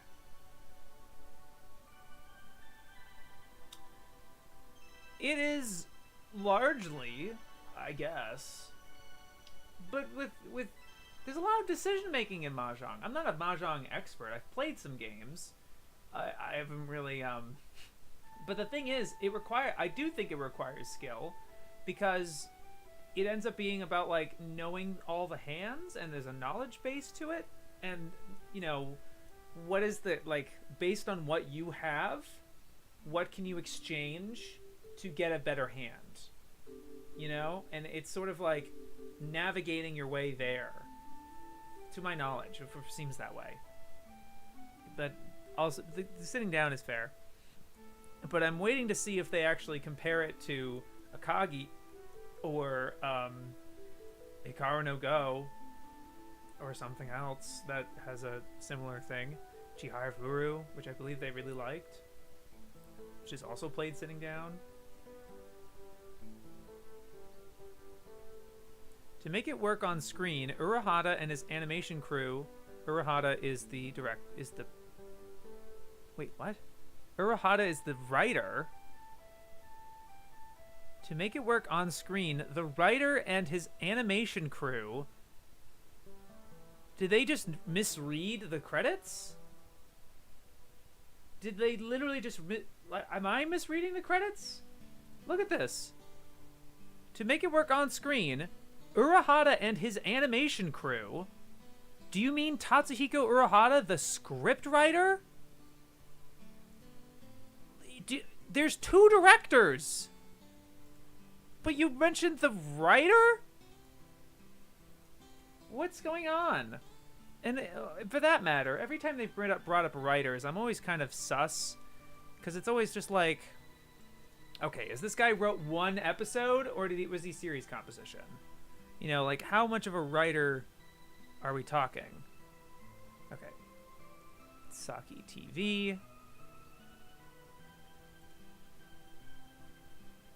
I'm looking up the TV series. Yes, so Urahara is the series composition and the screenplay for the entire show. So he is unequivocally the writer in this instance. Great. Still don't understand why you credit him I don't even know what they're about to say, and it doesn't make sense. It just doesn't make sense. Urahara and his animation crew employ a fascinating range of visual metaphors and techniques. Okay.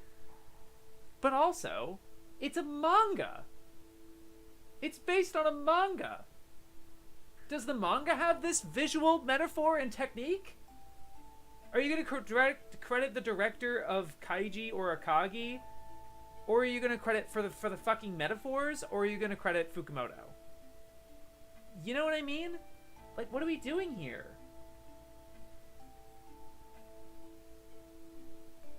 They say something's revealing doesn't necessarily mean they're prudish about it. I don't know. It feels like an unfair read to me.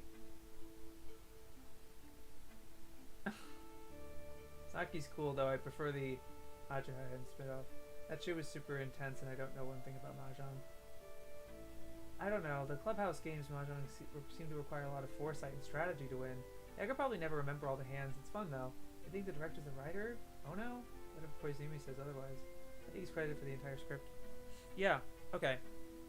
Unfortunately, the budget expended on this leads to severe cutbacks on animating the scenes of high school life that link the tournament sequences, leaving them lackluster. Gonzo left the series after episode 14, bequeathing Picture Magic with the task of stretching the budget over 11 more episodes. I'm so sorry. This feels like you're talking out your ass. Is that what happened? Is that what happened? The uneven pacing of the story gave them no help. 7 8-minute picture dramas by Gonzo were included as DVD extras and contain almost no animation, but give some background character material not featured in the TV version. Nevertheless, the show was popular enough to get a second season. It was made by the same crew and production team with new studio Gokumi, airing in 2012. There was a gap of 6 months between the airing of episode 12 and the 4 slightly longer specials screened between December 2013 and March 2013. The series takes place 6 years after the original story, with several new characters. And then Saki the Nationals followed in 2014. The same crew, bolstered by a new assistant director, are working with Studio Gokumi on a show that takes up Saki's story again. I mean, some writers have distinct styles, but just as many are working for higher budget. Well, low animation is a picture drama.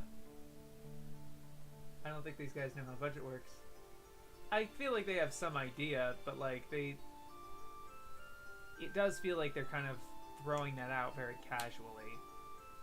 Did they not say anything about the characters never wearing underwear? That's what Saki's famous for, right? No, I guess they didn't. They did not mention that. No, they didn't. Unlikely but entertaining story, they did say. So, okay. So weird. But no mention of Akagi or any other fucking show? It's like, is this the only show with Mahjong? Certainly you know that's not the case.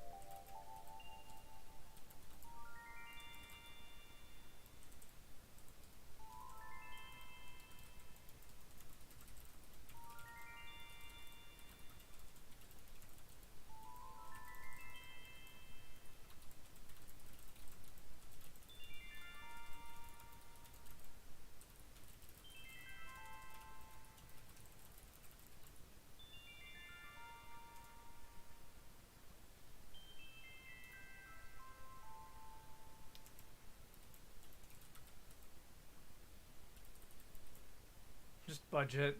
Just budget. Also, it's 20 done. Thank you, Kinoko. Hello, everyone. Good to see you, Bob. They did not SEO this hard enough. like, honestly, it's weird. They make all these other random, like, stray connections to everything, and then this article didn't have anything besides sports anime. It straight up doesn't. So weird.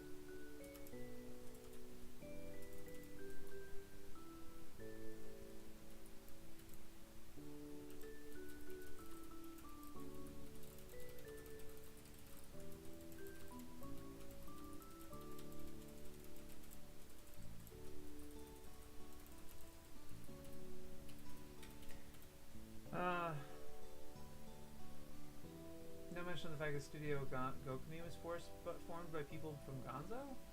Some weird comments about Saint Seiya and Sailor Moon. Just now, some weird aside about anime budgets and writers. It was founded by former staff, not owned by them. No, I don't think the president of Gokumi worked on any anime series. Yeah, and also Bob, Saint Tail. They were saying that I don't know if you're familiar with Saint Tail's outfit, but they were saying Saint Tail's outfit is quote, a top hat, revealing bodysuit, and fishnet tights. Fishnet stockings. I'm sorry, fishnet stockings. But I don't know what they're talking about. This is a revealing outfit to them?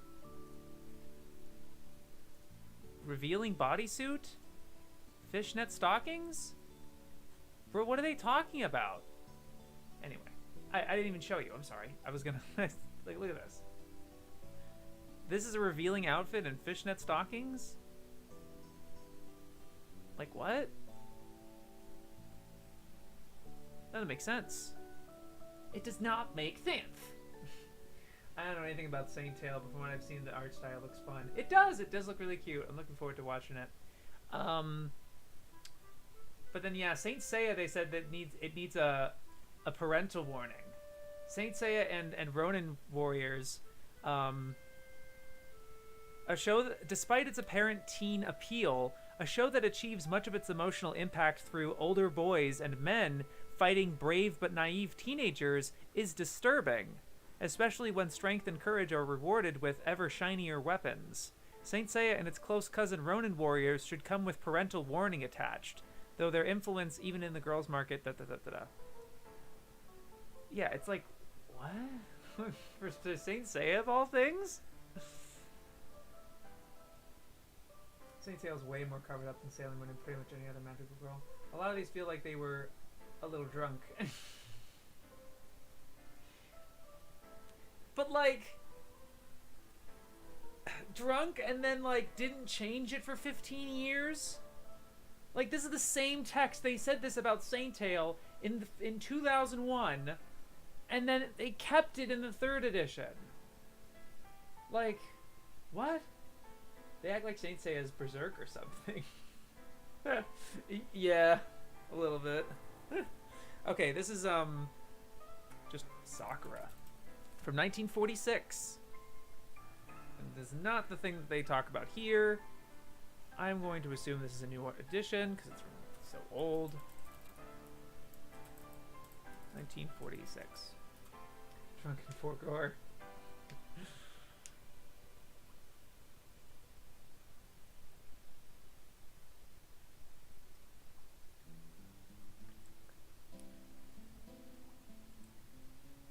And Kinoko was saying it was 20, and we're at 2 hours. So this is good progress. This is a good pace, and I want to go faster. So I gotta do 50. So I'm not quite at half.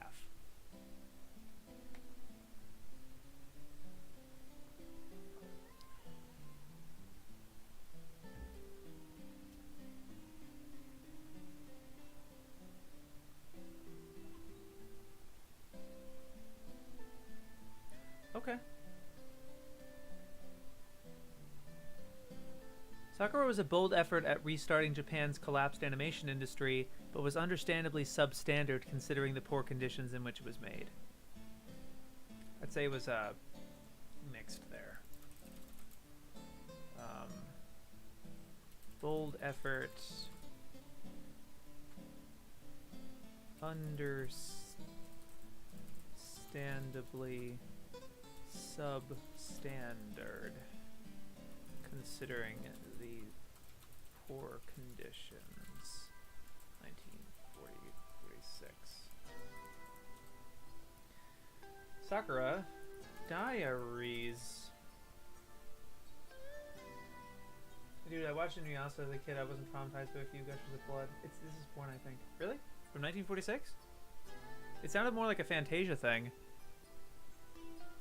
Depicts Kyoto in the springtime, concentrating on the traditional image of a trainee geisha, before moving on to shots of two puppies playing amid a shower of cherry blossoms and butterflies who turn out to have human faces. Nah, it's definitely not what you're thinking. Unfortunately, I have to go to bed in about 40 minutes. All right. Sakura Diaries. We will soldier on.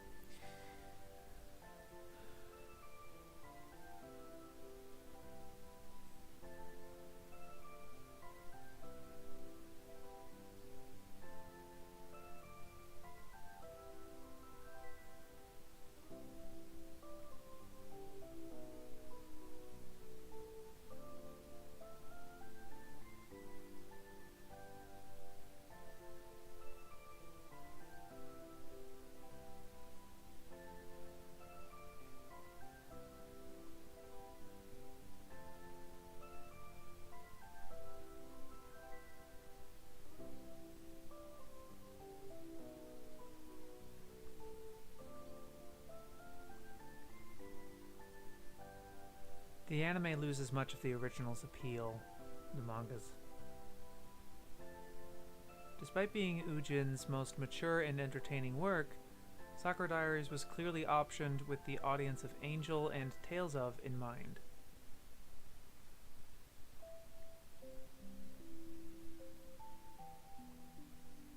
There are some clever moments that duplicate the spirit of the original.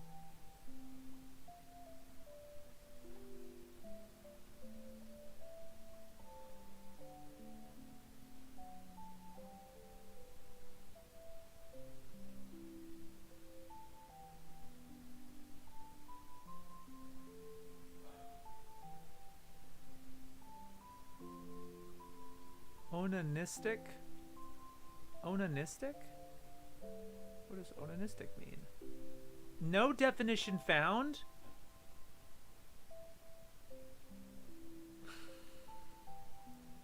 Wait a second. Onanistic. Onanistic.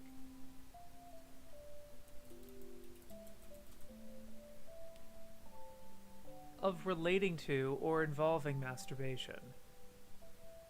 Gotcha. Gotcha. Where was that word? But like so many anime romances aimed at the onanistic male. Sheesh.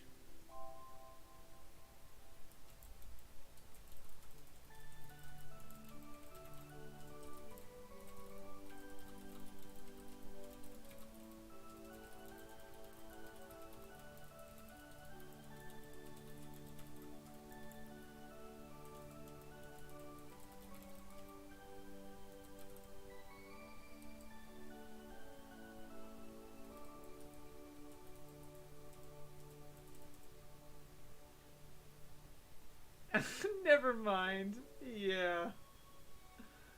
I'm still reading the Sakura Diaries manga.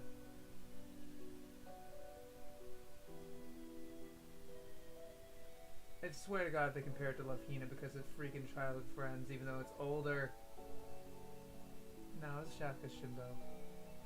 The anime's alright, I thought it was interesting. It means exactly what you surmise it means. I know this doesn't appeal to me.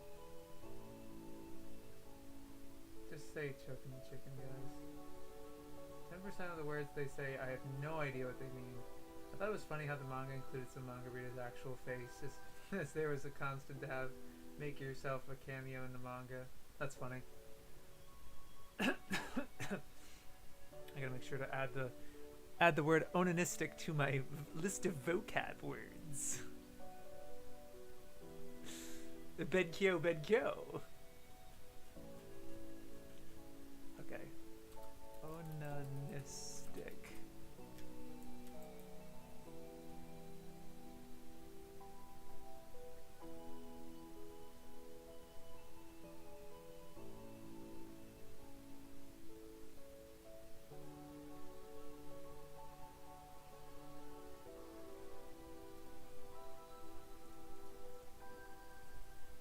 SD paints the picture, paints a picture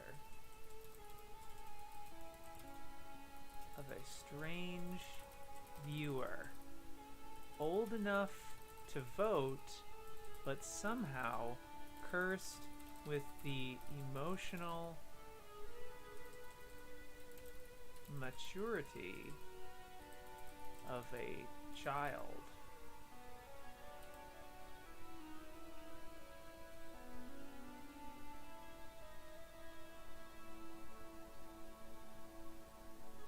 Priapic? Priapic? A Priapic Tenshi Muyo. Priapic.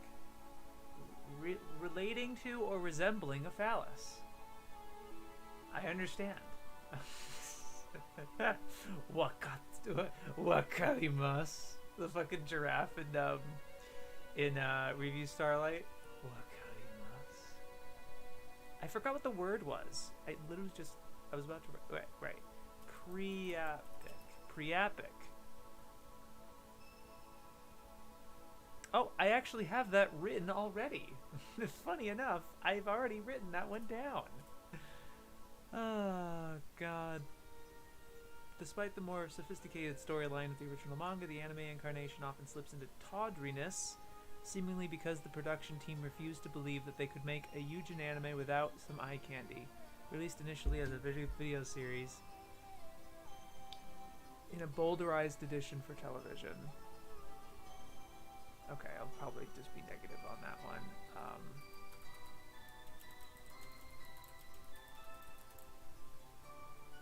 They didn't link it to Love Hina though.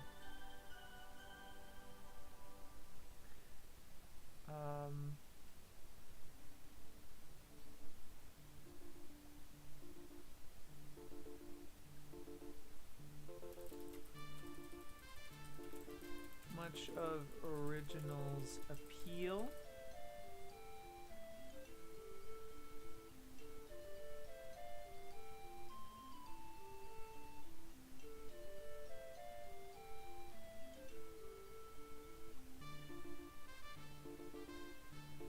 Tawdriness. Well, I should say slips into tawdriness.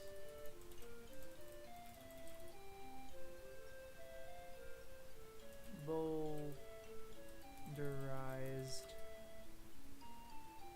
edition on TV. They want to seem smart with their big words. Seems like an apt choice of word given the name of a certain popular, you know. That hurt. McCarthy and Clements owe me an apology. Also for television, Sakura Diaries was an OVA series. Shock, no Love Hina referencing, amazing. Okay, let me just double check the first edition.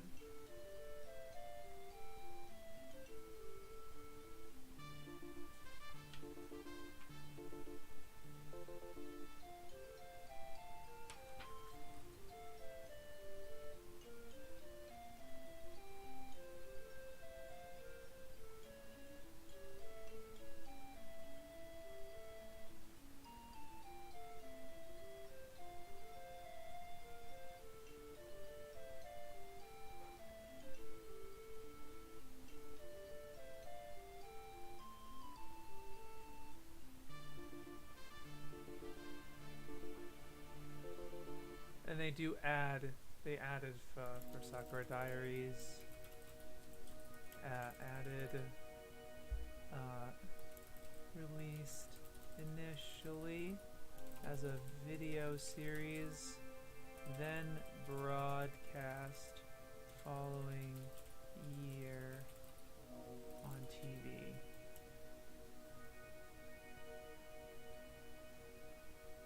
Yeah. Sakura Trick from 2014.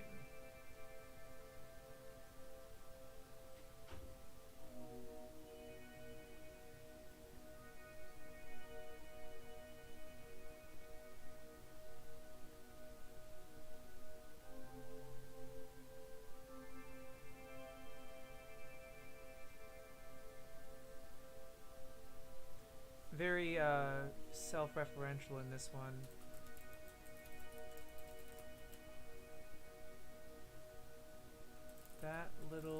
clue bolsters our belief that this show, like most shows featuring hot high school girls with large breasts and few boundaries, is hoping to attract a wider audience.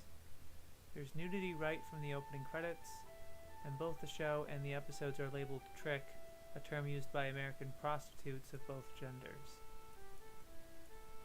The talented crew could do better than reframing the high school crushes of Project A-Co in a postmodern setting that regrettably leaves out the goofy fantasy.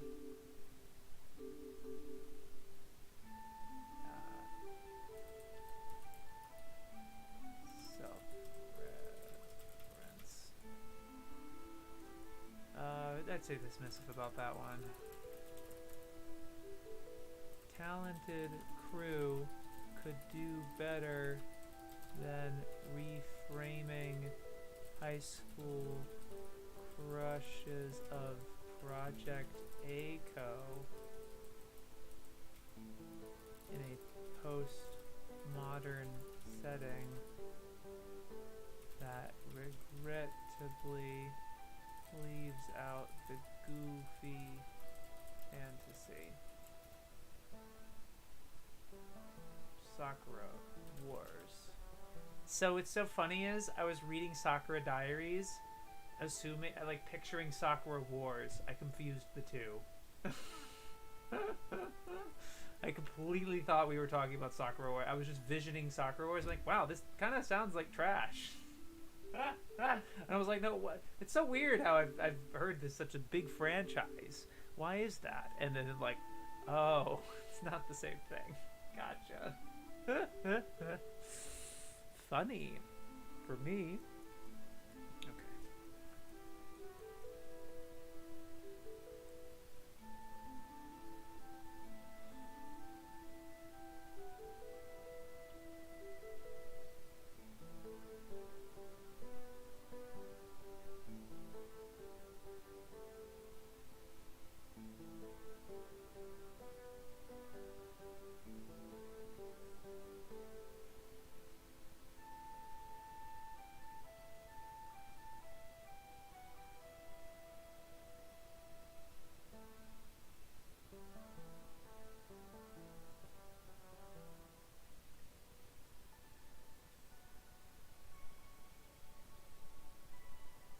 Nevertheless entertaining in its own right.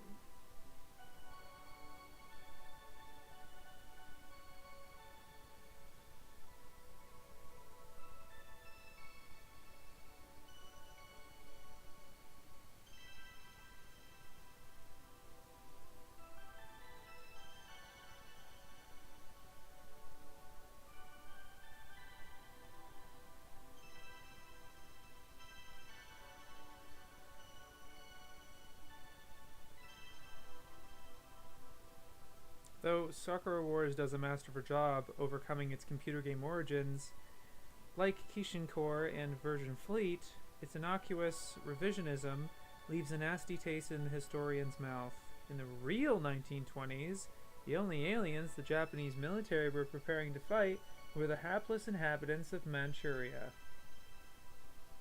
Somewhat ironically, the period detail is quite exacting, with obsolete terms used for foreign countries, right-to-left writing in the pre-war style, and even a character named Koran, after a Japanese actress who specialized in Chinese roles in pre-war propaganda films.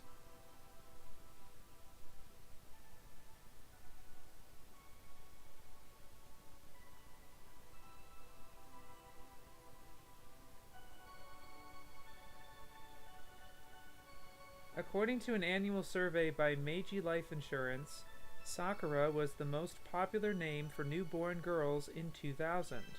Read into that what you will. I don't know, maybe Cardcaptor Sakura? Maybe it's a really common name? I'm not going to read into that because it's stupid. Nitpick, but it's the Sega Saturn game, not a PC one. Sakura Wars OP is stuck in my head now. Oh, I see. I'm gonna be the 3rd edition.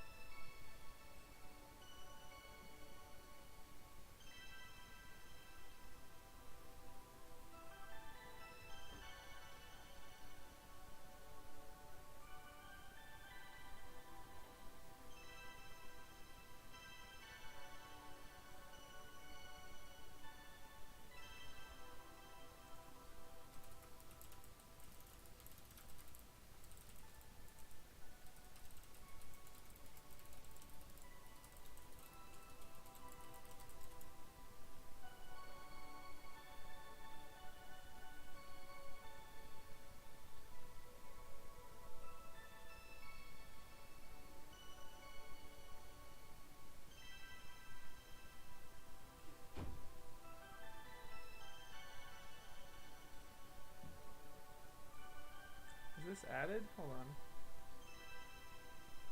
Nope. Okay.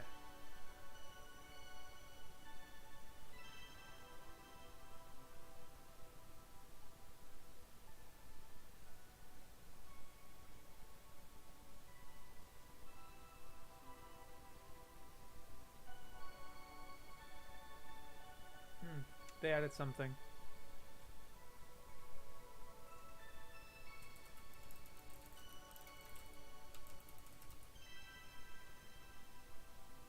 Each of the first 4 episodes focus on added detail about focus on each of the 4 eps.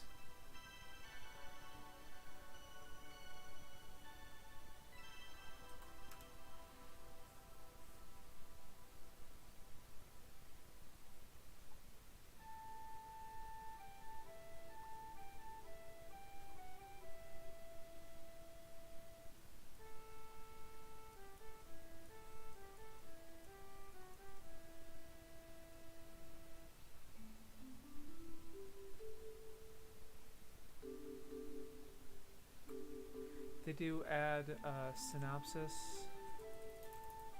Further synopsis to a 1 film.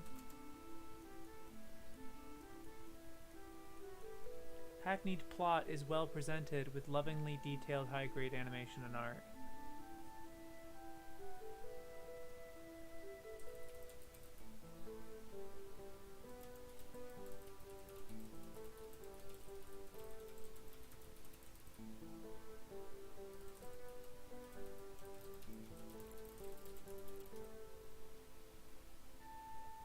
Also added O2 video series, O2, O3 video series.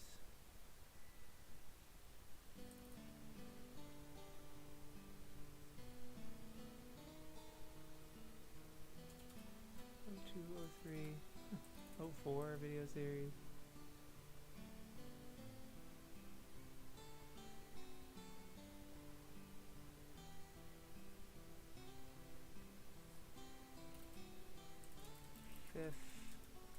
Game.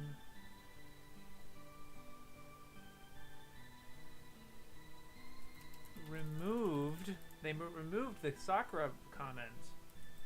Sakura was the most popular name for newborn girls in 2000. Read into that what you will. Good cut. Yeah, I'm totally going to think aliens existed from an anime game telling me so. I'm pretty sure Sakura is a very common Japanese girl's name. Anime isn't real, no way. Okay, Sakio Komatsu's Anime Theater. 1989.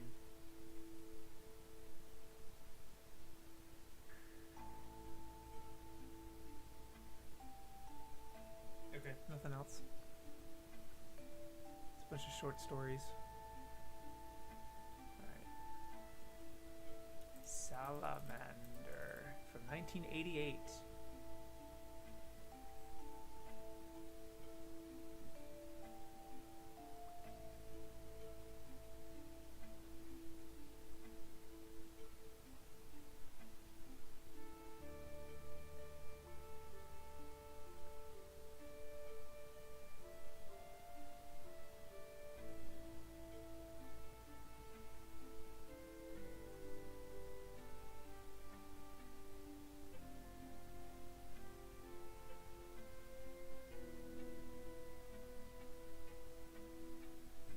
They seem to summarize the entire movie. The first one, at least.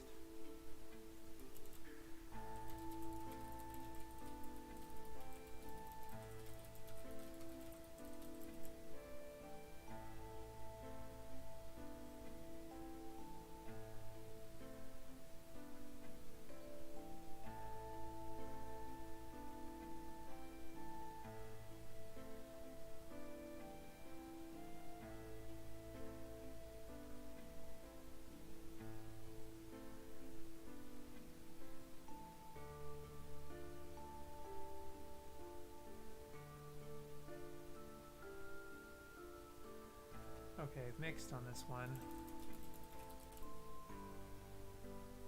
Brave Stab is ultimately defeated by the poverty of its source material.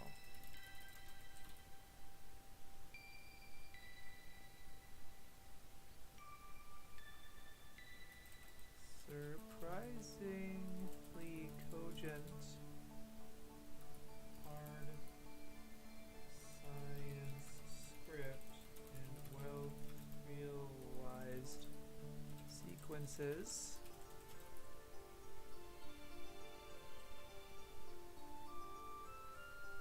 are ruined by the worst subtitling in anime history.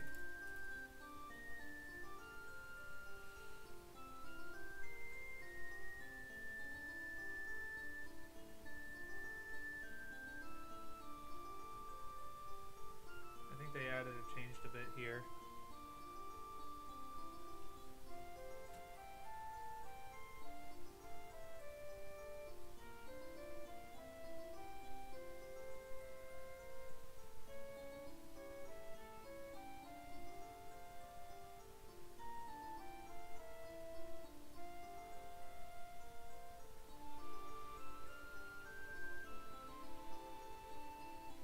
I don't think they did actually, never mind.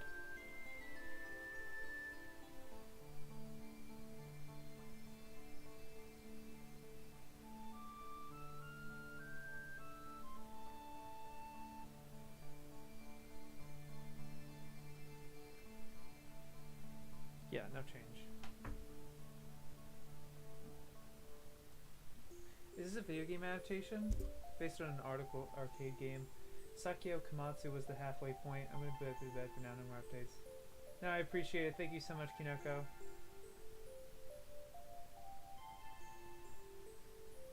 I mean, I'll give this guy credit for trying to make a show out of this. The game plot boils down to shoot the space creatures and win. I love a contra anime, that'd be cool. Yeah. Okay. Salaryman Kintaro 2001. It is not in the first book. Let's fucking go. God damn it, it's so long. Why the fuck is this so long?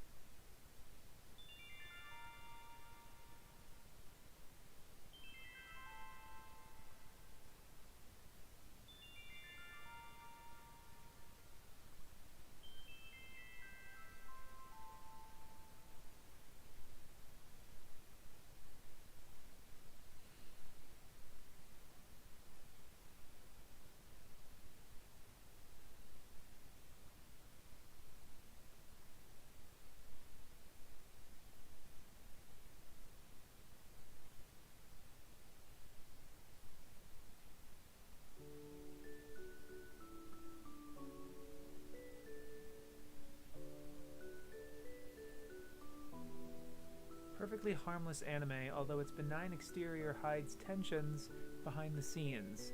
This is an anime that really wants to be a live-action TV drama.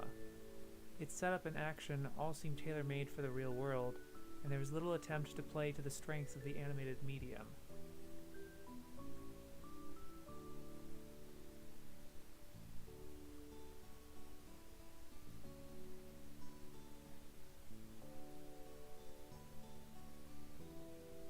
Nobody, not even an anime viewer, likes to feel like they are backing a losing horse.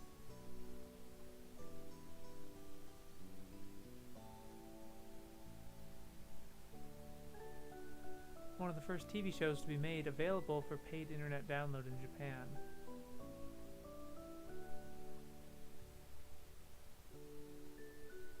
Far from being a lame duck, this anime production may turn out to have been the kind of business decision that a corporate warrior like Kintaro would be proud of.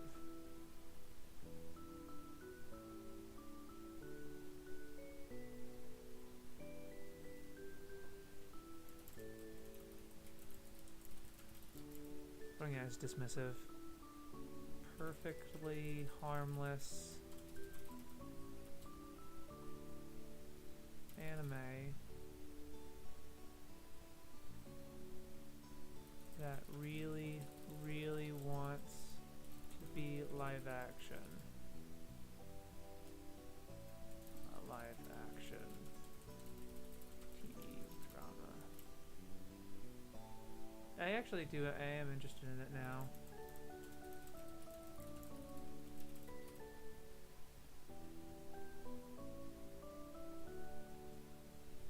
The Samurai from 1987.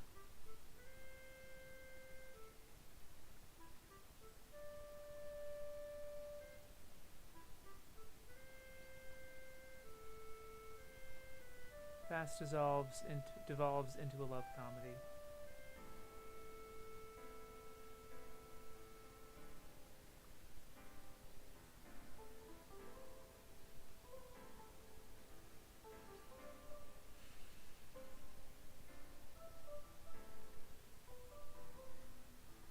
I'll give the staff credit for trying to make a show out of this. The game plot boils down to shoot these space creatures and win.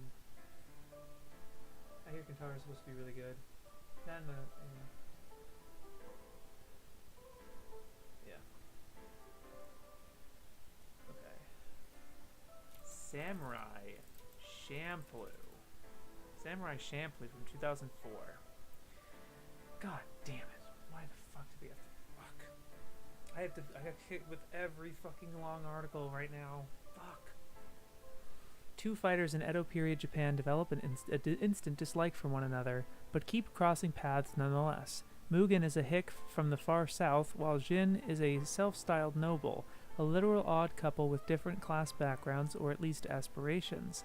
All that unites them is their lack of interest in each other, and their indubitable fighting skills, leading Fu, a waitress, to hire them to find a missing man, her father. The plot might sound like 1,000 other samurai dramas, but Samurai Champloo's play for originality comes in its unique style, in which the entire drama is framed with modern-day assumptions and music, as if a focus group of 14-year-old mall rats were obliged to recount a Kurosawa movie, and did so in their own distinctive argot. As with his earlier Bebop, itself a deliberate mix of disparate musical and story genres, director Watanabe combines self-conscious cool with a taste of nobility fallen on hard times.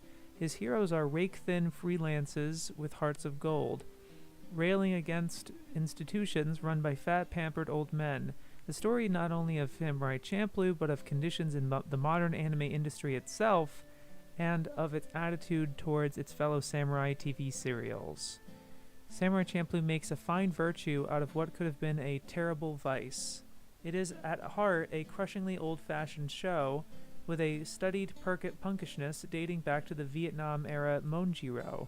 Nor is its irreverent anime attitude anything new. Samurai Gold was mixing up Edo period stories before Champloo's target audience was even born. It dresses itself up with scratch editing and self-consciously anachronistic hip-hop, perhaps less in the hope of attracting modern youth than in the censor of their elders. The ultimate test of cool, of course, is that your parents hate it. Sadly, its showy use of the oh-so 20th century music will cause it to age faster than it deserves. Yeah? You're gonna die on that hill? Is that the hill? Compared to similar fattery in Bubblegum Crisis. However, Samurai Champloo also successfully reclaims the samurai... Oh my fucking god, it's so long! Samurai drama for modern teens. A bold affirmation that stories about Japan's past do not have to be boring. Boring staid Sunday night NHK epics for dad. It boasts of its internet generation's disrespect towards history, with on-screen cards that proclaim no interest in period accuracy, But while it may feign ignorance, it is made by people with a genuine and deep-seated appreciation of samurai lore. It steals ideas and sets up from kabuki, TV, film, novels, and comics, uniting them all in an extended glorification of everything that ever made samurai worth pastiching in the first place. It mixes the thuggery of Beat Takeshi Kitano's 2003 postmodern Satoichi with the sedate travelogue of Mangamito Komon and all points in between, named after an Okinawa dish that is a mashup of everything, champlu. Like Pink Floyd's The Wall, it is a very smart, well-schooled product which brags to an impressionable audience that it doesn't need an education.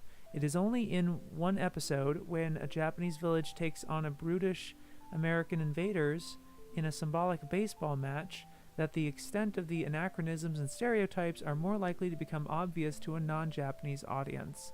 Its use of comedy is also sneakily subtle.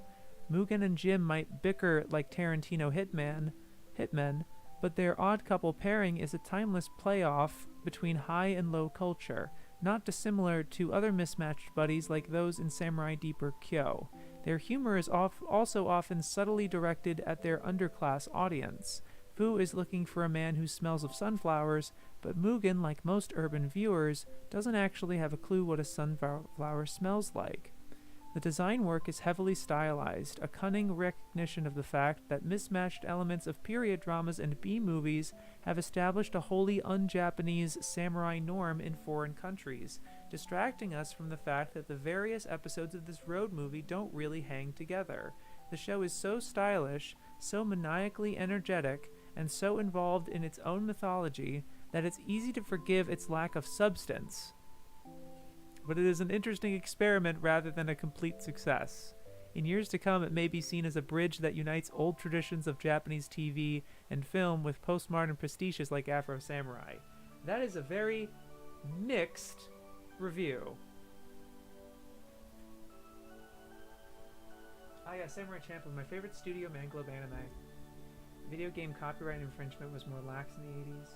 Champloo is the anime that introduced me to Watanabe. Samurai Champloo did not age well. New Milk video, kinda gas. That's a lot of words to say so little. Yeah, dude, it's coming from Bob. You know it's the worst. Like, one review to another, like, wow. Yeah? Fuck, dude. Fun fact, Suda51 worked on the PS2 game. Yeah, Spider-Man was in a Shinobi game. How the hell is he still talking about absolutely nothing for so long? Wasn't Batman in the same game? I know, right? Whoever wrote this should make YouTube videos. Throw in a sponsor and some long words in the title. And make the thumbnail as clickbait as possible. Okay, this is way too long. They keep repeating things. It's amazing they have all this to say, but nothing relates to the actual show. Yeah. Very long article. God. Ugh.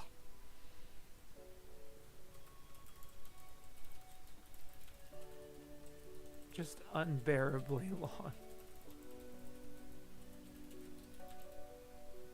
Just unbearably long.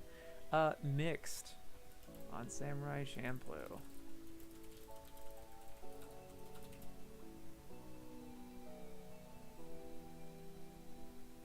So stylish, so maniacally energetic, so involved within its own mythology that it's easy to forget. It's easy to forgive its lack of substance. An interesting experiment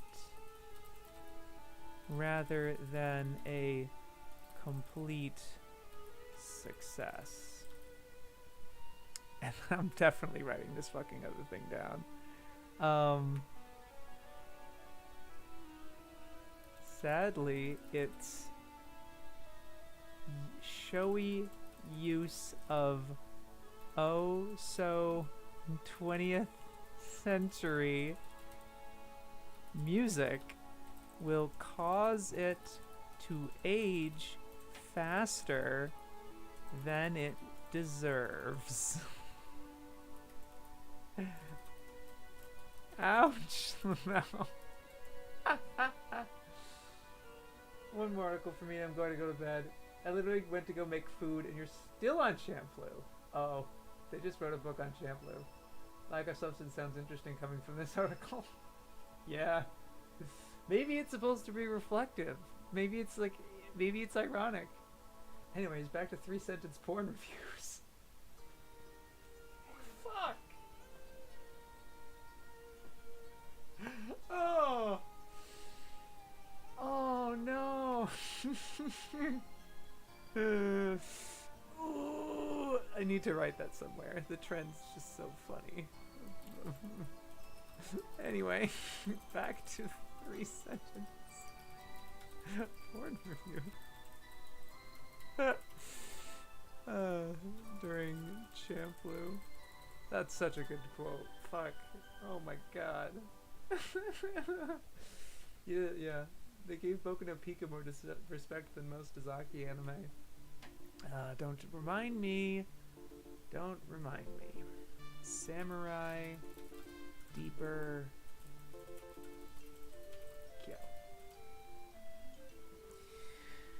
I don't have to read this one out loud. But they're really not making this easy on me. To trying to get to 50 fucking articles. I have to get to Hiroshi Sasagawa. SAS. I'm on SAM. I need to get to SAS.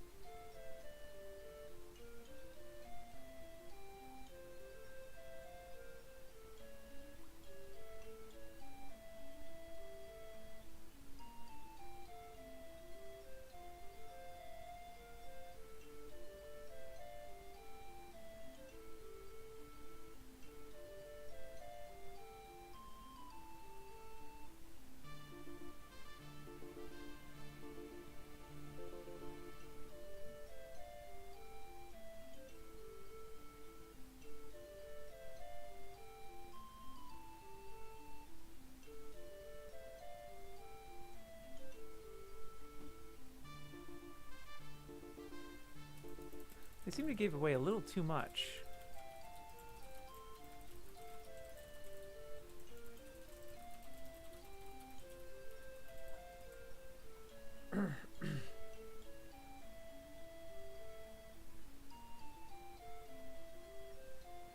Yeah, there's way too much revealing shit. There's a lot of twists here.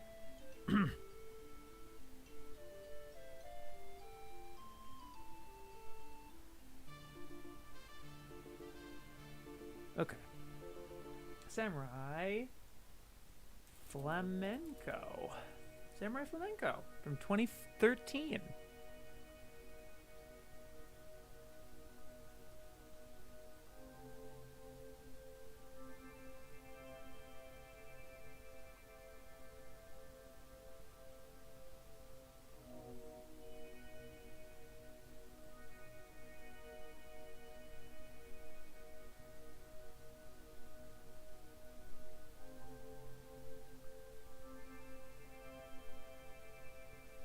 Managed to keep the story fresh and intriguing as if the entire show is being rebooted and remade with the same characters every few weeks.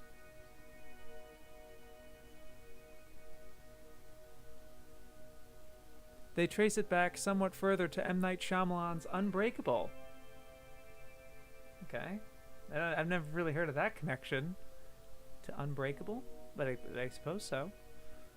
They do get it's positive about that.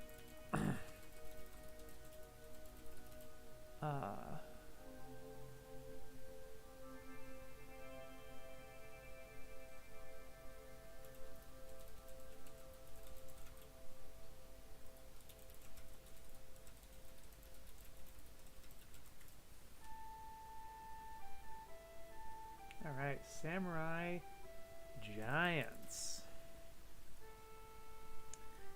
Samurai Giants. I've actually seen this one, so let's see if they get it.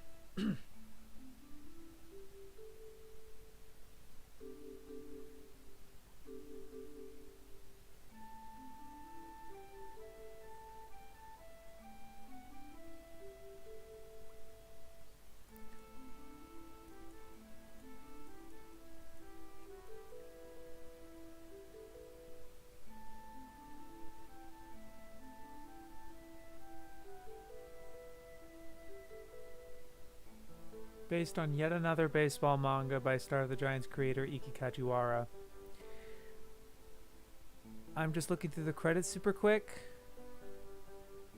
I don't think they picked up that Hayao Miyazaki worked on this one. Ooh. not a big deal. He only worked on like 1-2 episodes, I think. But he did work on that, but they don't mention it. Just double checking the first edition. Yeah, nothing to report. Unbreakable? They know it's like a Sentai parody, right? I think their knowledge of Sentai boils down to Power Rangers shit. Also, there's a major twist at the end of Flamenco, so I'm surprised there's no mention of that. Makes me wonder if they watched to completion and the second half is nothing like the first.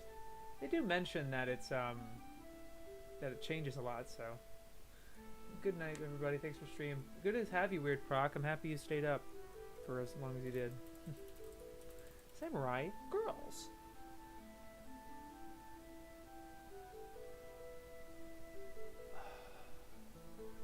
From 2010.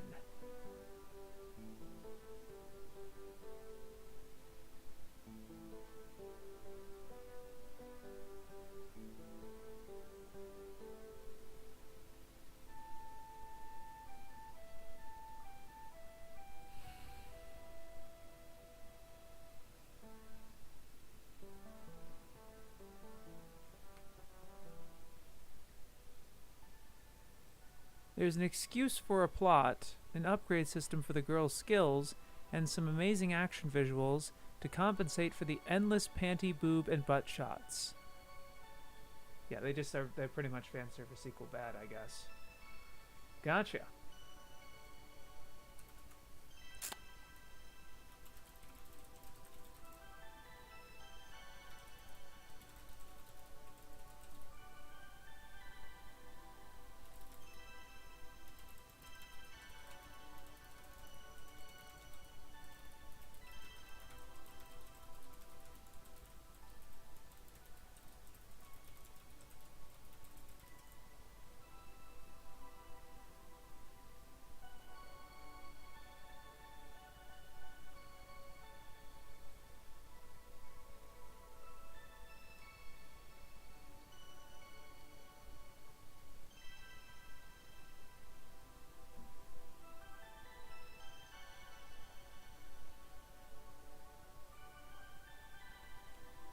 Another self-referential joke.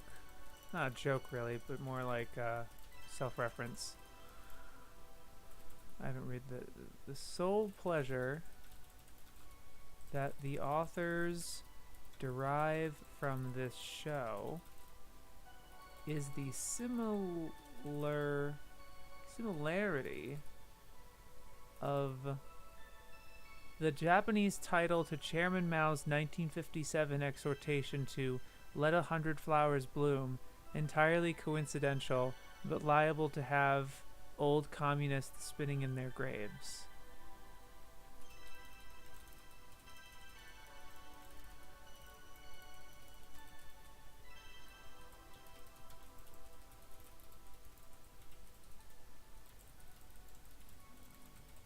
Whatever. I don't really get it. So yeah. Is this their Magikoi article? King. Thank you, P. Magikoi? I don't know what you mean. Hyaka Real Run. But, okay, this one is Samurai Gold from 1988.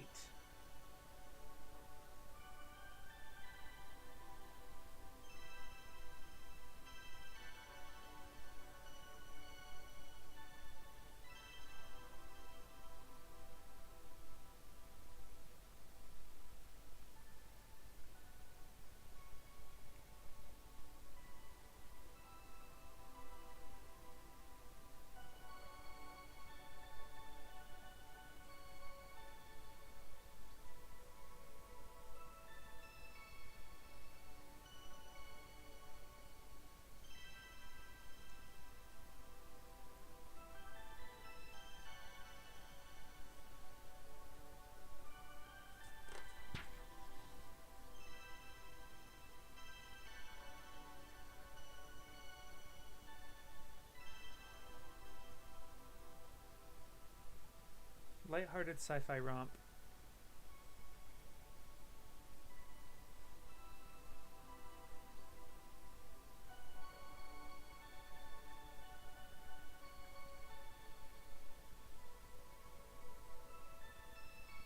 Just an excuse for some laser sword play and mild detective work, rounded off by an overlong courtroom finale. Very 1980s in both good and bad senses.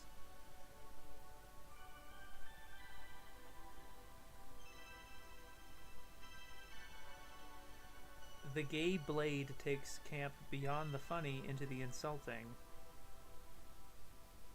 Certain freshness in the... Okay. I'd say positive, pretty much. I'm interested in this. It sounds kind of a...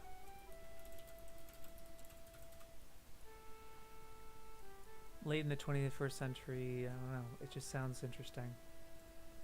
Colorful. Lighthearted sci-fi romp.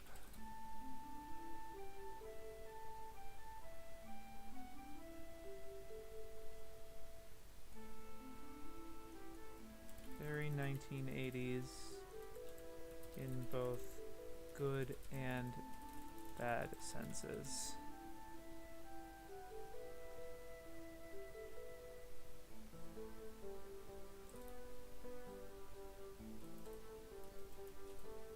Yeah. That's a different article then. A lot of this sounds self-indulgent, like they're seeing how many non-relevant references they can make. Yeah, but that's just their... That's...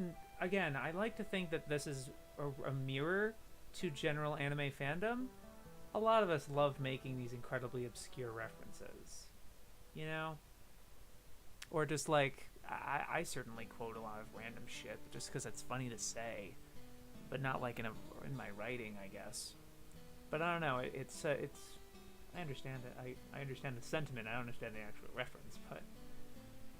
Oh my god, I understood what they're talking about. It's extremely goofy because this means they do not realize Hyaku Ryoran is a well-known Japanese idiom. Oh, okay.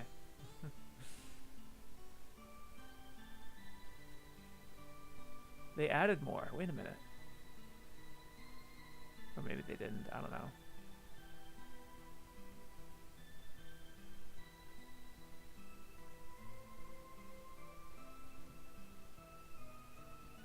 No, okay.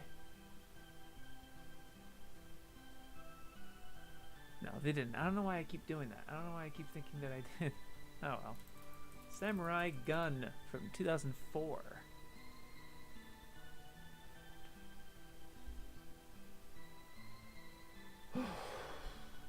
So many samurai, but of course.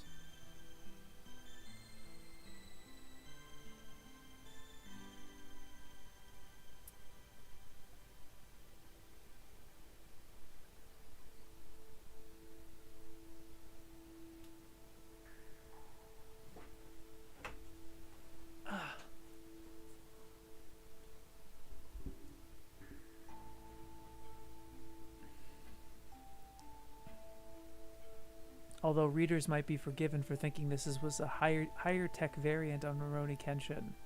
I wasn't thinking that, actually. Like, they assume that the readers are like them.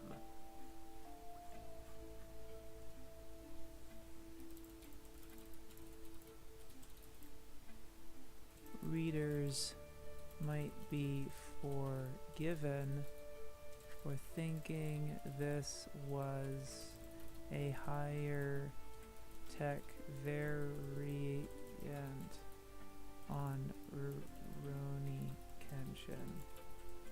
I wasn't. Odd. They'd assume the readers are as media poisoned as them.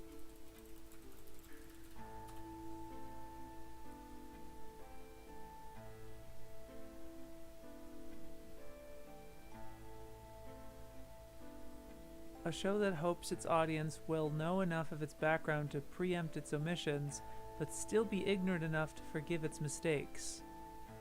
Huh? What? It's just a bunch of words. It's word salad over here. There was Samurai Gun wants the best of both worlds. The freedom to do whatever it wants, and the solid grounding that comes with historical references.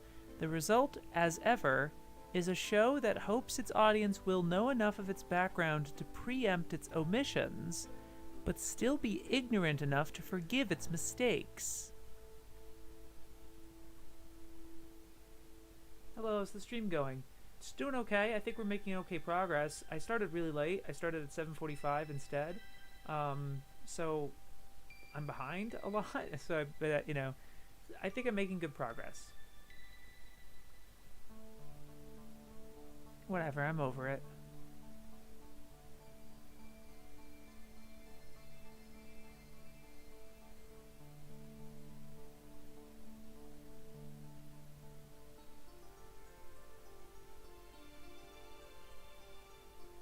Churlish complaint, considering other anime. Even the Hollywood implant breast sizes of female characters come far later than the alleged time period in which this is set.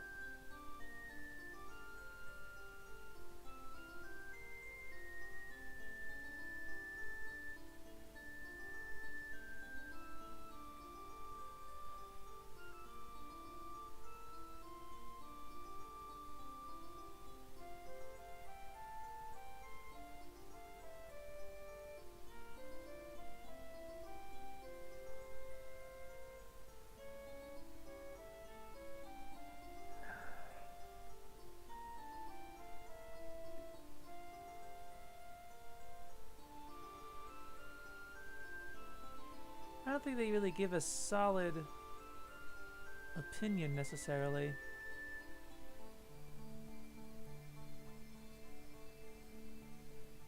I'm just making commentary on it. Can't really follow much of it. I'm moving on. Samurai Harem. Wonder what they think about this one. 2009.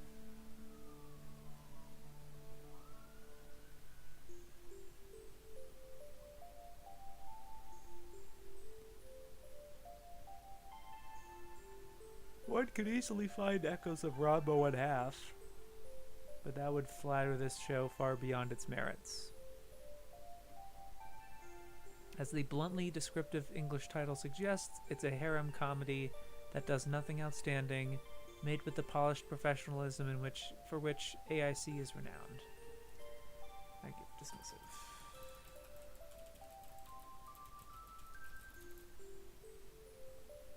Could easily find echoes of Ranma 1/2, but that would flatter this show far beyond its merits. Does nothing outstanding. Samurai Pizza Cats. Samurai Pizza Cats. Of course it's a longer article. Urgh. For fuck's sake. I'm not reading this one out loud. It's too long. I'm sorry.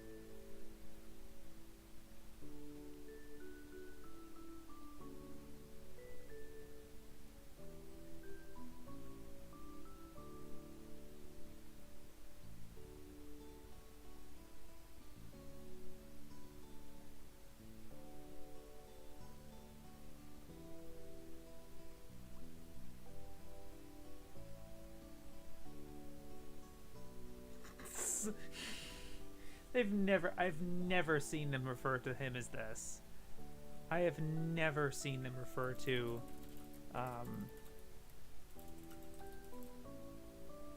early writing credits for Satoru Mr. Zany Akahori. 1. Never seen you refer to him as that. 2. Where did you get that? Even music from Kenji Kawai.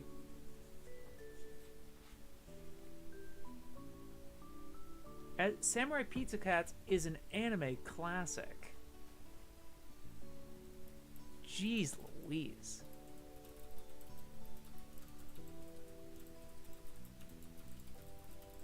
An anime classic.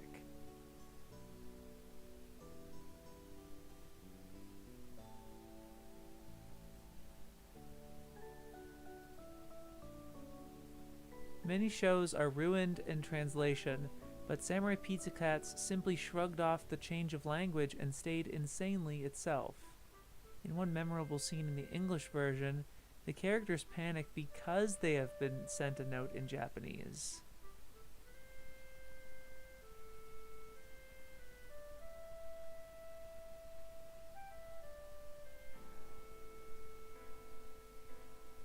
It wasn't actually. They made this claim. They just made this claim of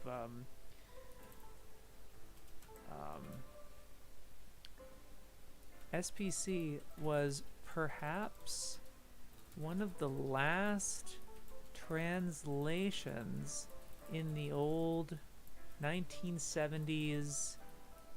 Let's just make it up style. See Robotech. For one, definitely not the last. 2, see Robotech? Was it really that? Classic. I mean, maybe for people who grew up with it, but it bombed in Japan. The improvised nature of the English language version is by definition a very bad translation, but luckily one that succeeds in retaining the madcap spirit of the original.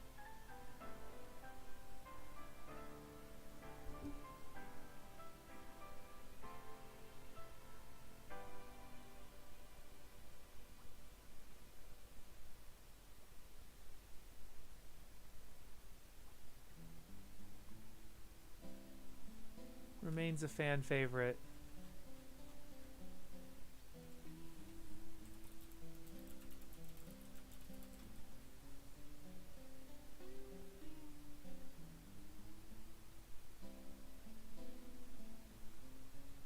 Ghost Stories, anyone? Yeah. I could be wrong, but I think it's by the same guy. I very much could be wrong, but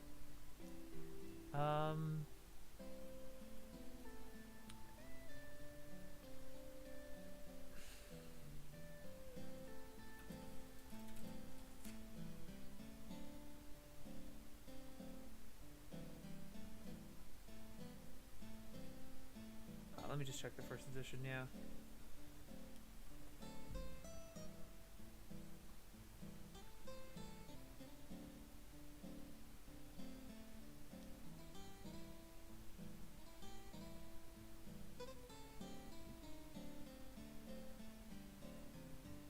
Yeah. Nitpick, but I hate how they assume the whole world is the same taste as American anime fans. I don't know if they necessarily have that. I don't know if I necessarily agree with that.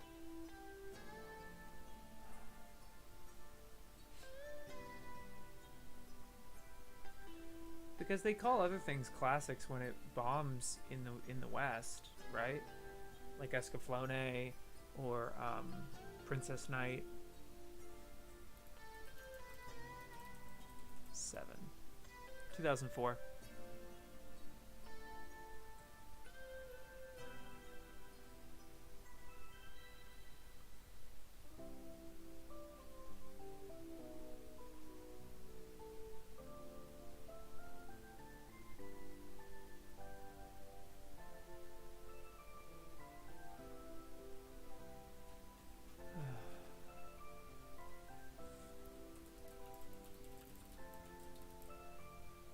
Not as awful as one might expect.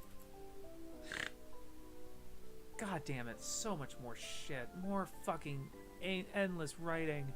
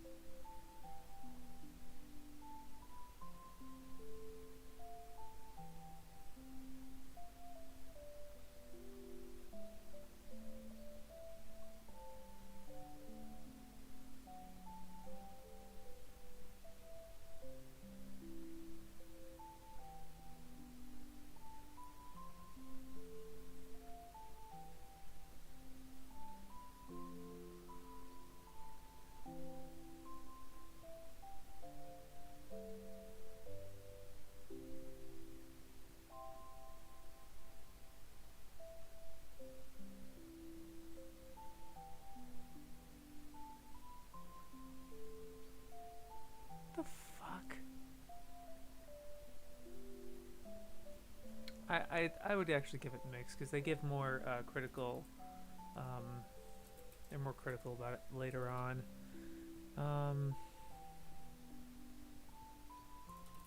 Design gorgeous. Noticeable drop in animation quality.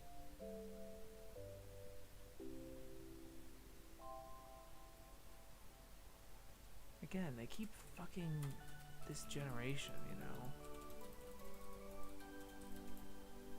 Trying to be cool enough to catch the stunted attention spans of a generation for which poverty, danger, and personal responsibility are concepts more alien than tin plate warriors with exhaust pipes on their heads. Samurai 7 is trying to be cool enough to catch the stunted attention spans of a generation for which poverty, danger, and personal responsibility are concepts more alien than tin plate warriors with exhaust pipes on their heads. Fuck off, boomers. Oh my god.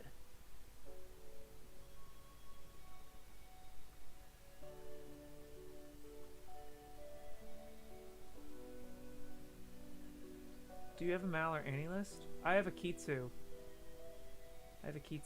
It's on my YouTube channel. It should be linked on my YouTube channel. I do have a Mal, but it hasn't been updated since 2018. Samurai 7 had a really high budget. Yeah, that's all they can talk about in this fucking article. They make it a really big point. Do they really think late 90s, early 2000s kid has it easy? Because I got a lot of stories that say otherwise. I don't know. Samurai Showdown, the motion picture from 1993.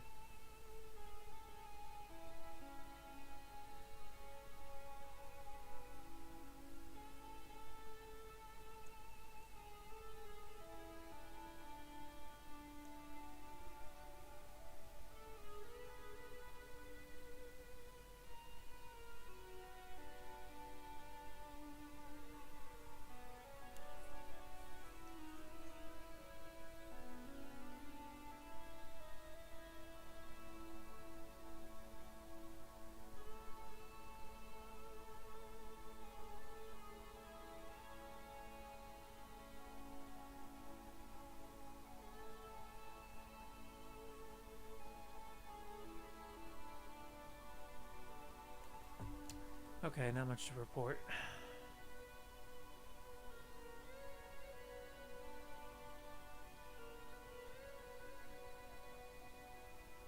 They say it was widely considered a disappointment by game fans, but that's not really their opinion.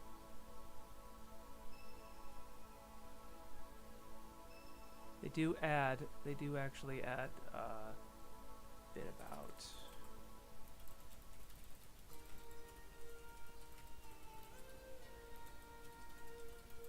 added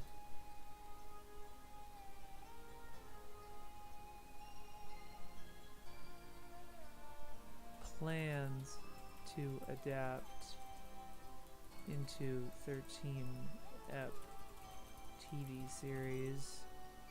However, this project eventually transformed into a video series, only the first chapter of which was ever released, which became O2 Nakoruru.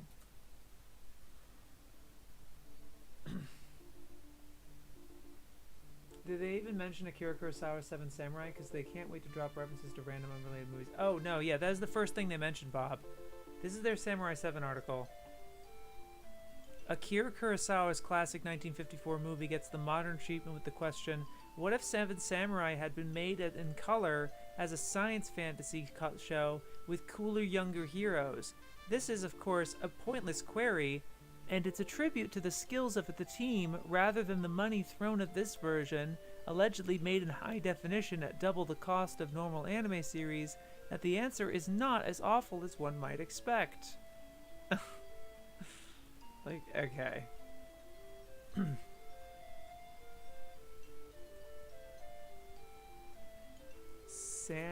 Oh my god, guys. Samurai Hunt for the Sword. Edo-era swashbuckling with a touch of romance based on PC and PlayStation game. Edo-era swashbuckling with a touch of romance. This is all they say about this anime from 1999. The bio is longer than the fucking that is all they say about it. What kind of encyclopedia is that just gives us this?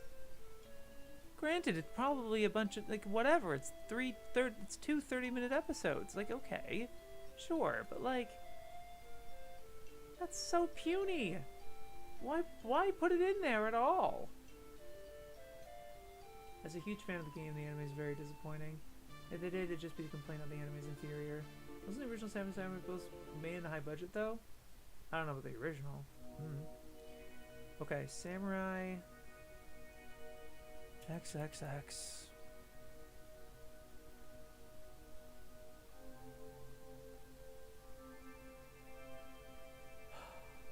2004.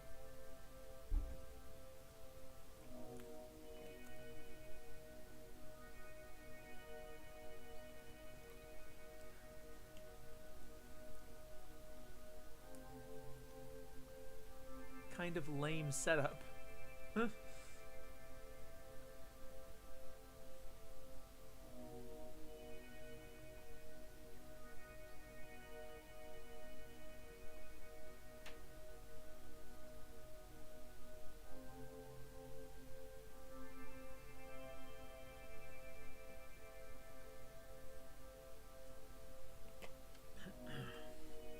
Kind of snarky for an encyclopedia.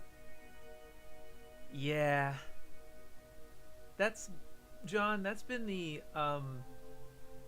entire reason me reading it, really. It wouldn't just be this endlessly interesting and discussion worthy if it had none of the snark. It's not just kind of snarky, it's incredibly snarky. It has an attitude. Got a bit of an attitude problem.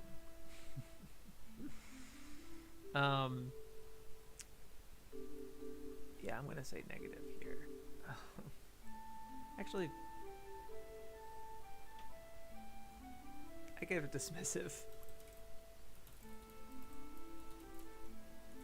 Kind of lame setup.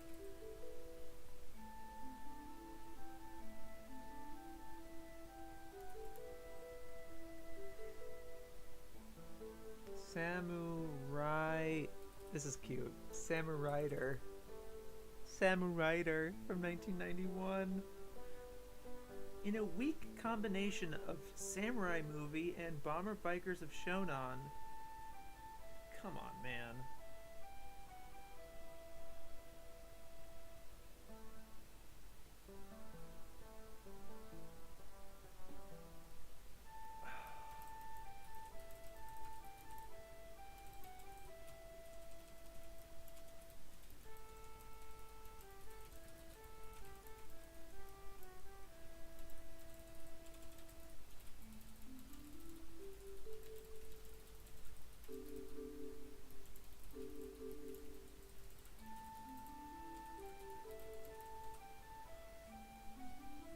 I think it did have a big budget. Son. Oh my god, we're finally out of the fucking samurai shit. Sanada's 10 brave warriors. It's 11:03 right now, so I can only be so loud. I can only be, you know, I have to be, yeah, 2005.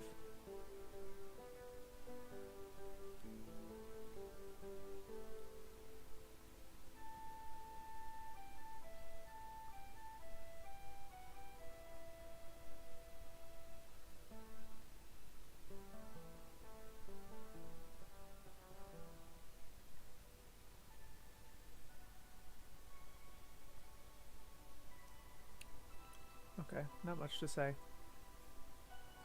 Sanctuary from 1996.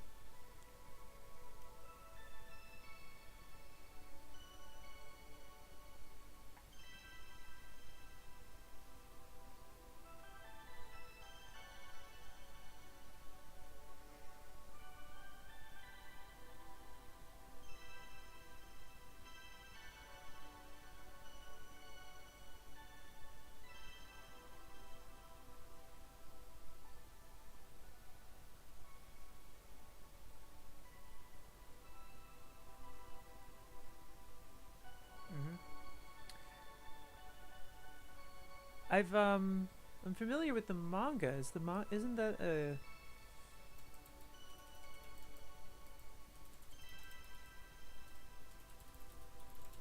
Sanctuary manga? Is this what I'm thinking of? Yeah, it is. I've never really I never looked into the plot of this. It's only 12 volumes? I've heard very good things about this. That's cool. And it's got an OVA. I'm now interested. Sanctuary.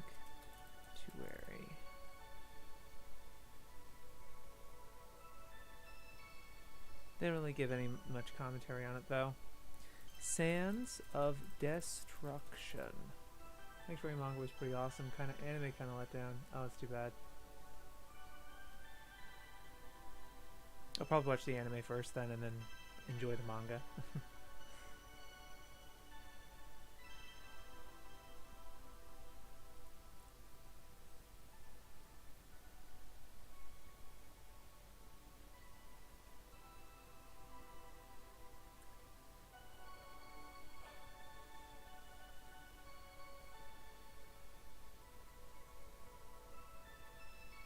There's a wealth of talent on this Nintendo game-based story.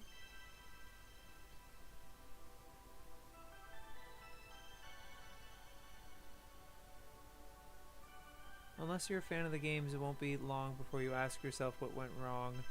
It isn't just that the show is crashingly unoriginal, though One Piece fans may feel Pirate Bear Toppy verges on the actionable. What? Actionable? It isn't just that the show is crashingly unoriginal, though One Piece fans may feel Pirate Bear Toppy verges on the actionable. What? Manga first, experience the reveals better. Oh, you're right. That's fair. I didn't know that. I didn't think the Sanctuary OVA goes that far, but that's fair enough. What the fuck are they talking about? Sands of Destruction, Toppy? Oh, okay, yeah, okay, I guess so. Sure. It's Choppa. Cute. Cute.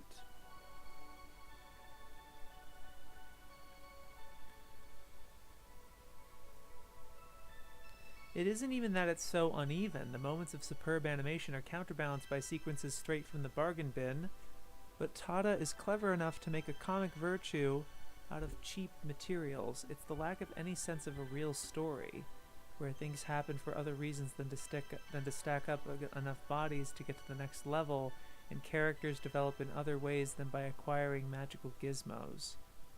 The main villain's comeuppance is as weak as that in Tales from Earthsea, largely thrown away for laughs, and the accumulation of destruction and backstory in the final episodes comes too late.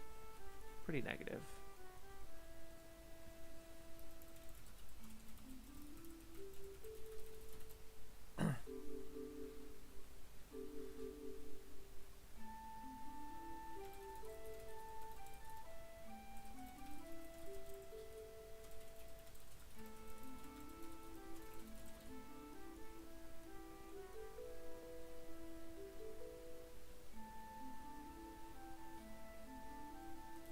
Lack of any sense of a real story.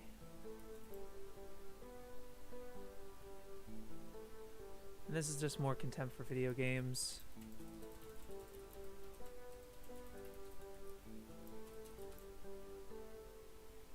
Where things happen for other reasons.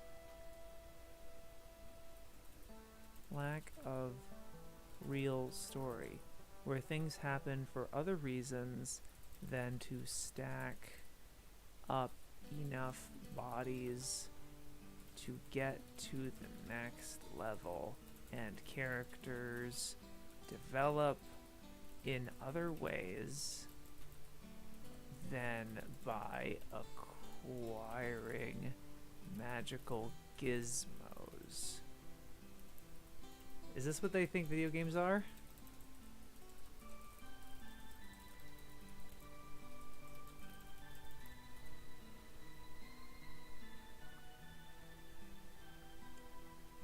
Actionable here implies they could be sued for it. Oh, I see. They mean class action lawsuit. Fun fact, the game is written by the same guy who did Chrono Cross and Baton Kaitos. Somebody hates RPGs. Yeah. Moving on. Sankaria.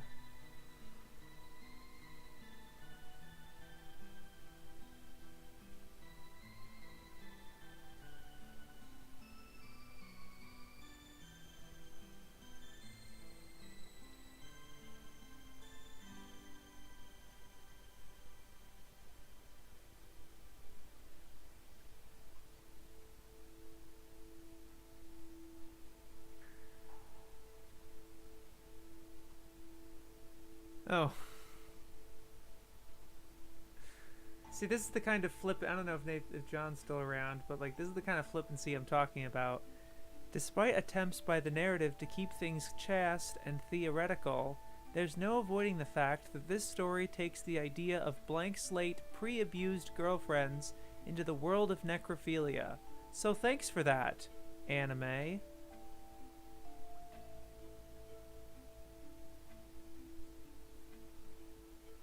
What's with that? Excuse you. Not even regarding of whether that's true or not. Just like this attitude about thanks anime. Are you kidding me? Who's the immature one here? Honestly. Honestly. But you see, this is what I'm talking about. A lot of fans act like this. This is such a common quote, like such a common phrase. Oh, thanks, anime. Things that are kind of problematic. Just stereotype the whole medium. Yeah, it's just like, what are we doing here? Oh my god.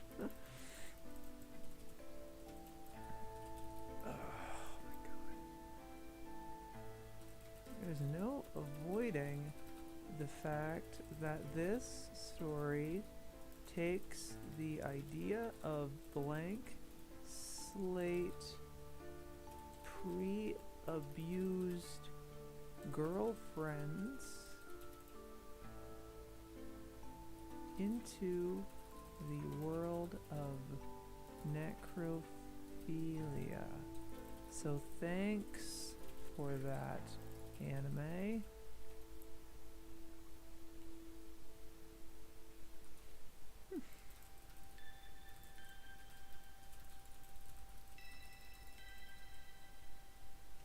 The more historically minded reader may already notice, however, that in slowly decomposing before her boyfriend's very eyes, Ria is merely the latest in a string of disposable, temporary anime starter women dating back to Limit Chan the Magical Girl and Video Girl I.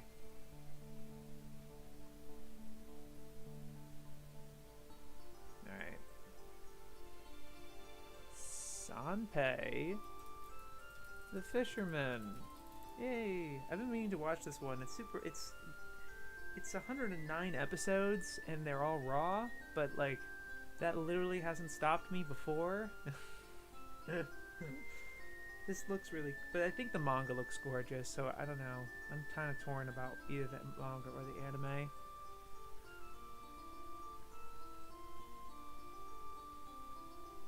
Eiji Okabe directed this, or at least he's listed as a director. A lot of people are listed as director, so I don't want to trust that.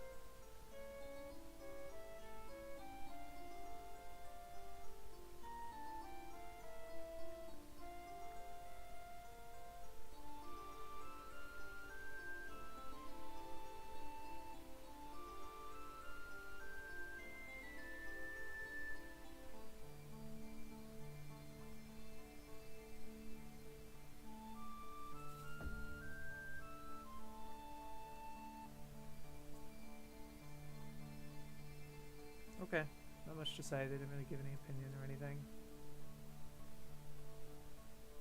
Sanpei the Kappa.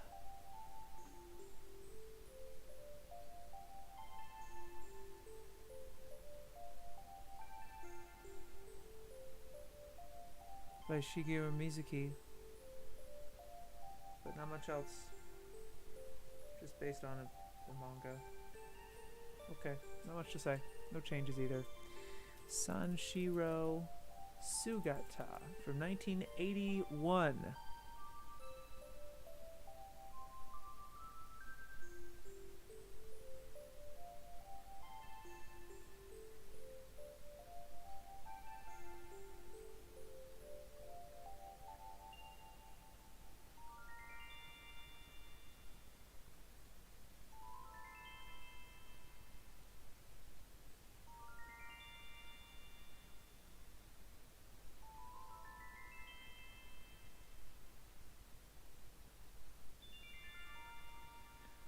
Judo Fun. They actually call it Judo Fun. That's all. That's cute and endearing.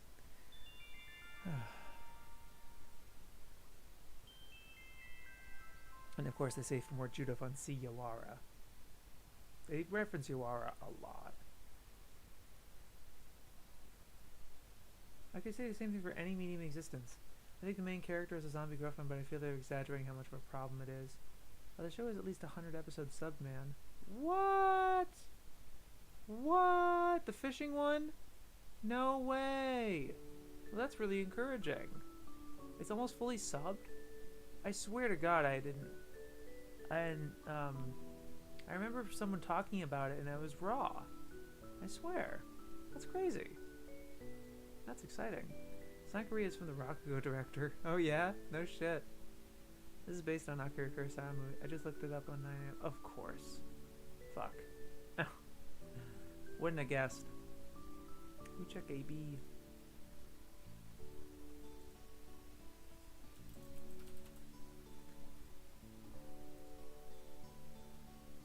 The fuck? AB doesn't have it subbed. Oh, it does. I'm a dumbass. It's right there. They literally have all of it raw. I mean, all of it subbed. With WMVs. included with the SRTs. But yeah, 109 episodes. Yeah, it's all subbed. That's a surprise. Uploaded in 2014? Wait, okay. Sheesh. I don't know what I'm on. I don't know what I'm on then. I don't know what I'm smoking. Do do do do do do. Okay. Okay. Okay. Oh my God, we're here. We're here. We made it. Oh my God, that was so cool. I just suddenly happened. Hiroshi Sasagawa.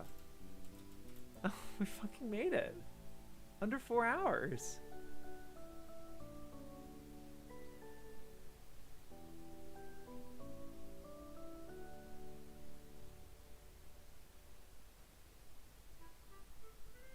Okay, cool. Oh my God, we fucking did it. And I'll put the chat. I'll put the chat in here, just for posterity's sake. Yeah. For posterity's sake. Yeah. Okay. Whew. We actually fucking did it. All right. Let me count the 50 while I'm still actually kind of conscious and okay. Let's count the next 50 and see where I have to go from here.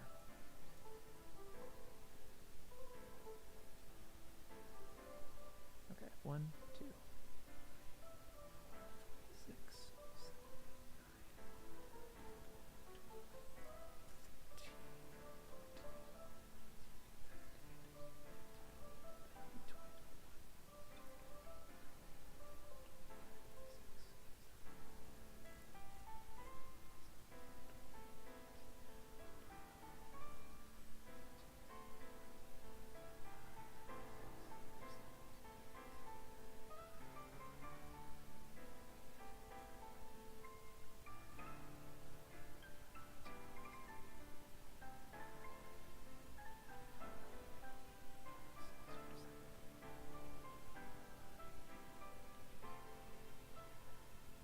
ending on Seed of the Mountain Princess.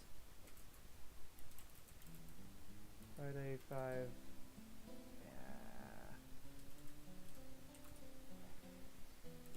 Yeah. Okay. Or Saturday. Friday or Saturday, whatever. Okay. Wow. That does it for this installment of the anime expedition of the Anime Encyclopedia. Thanks you guys for sticking around.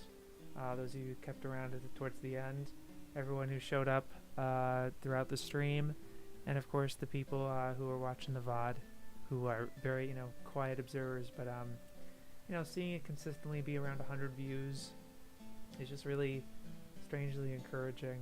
But yeah, it means a lot. Hope you guys enjoyed. I'll see you Friday, hopefully. Yo, peace.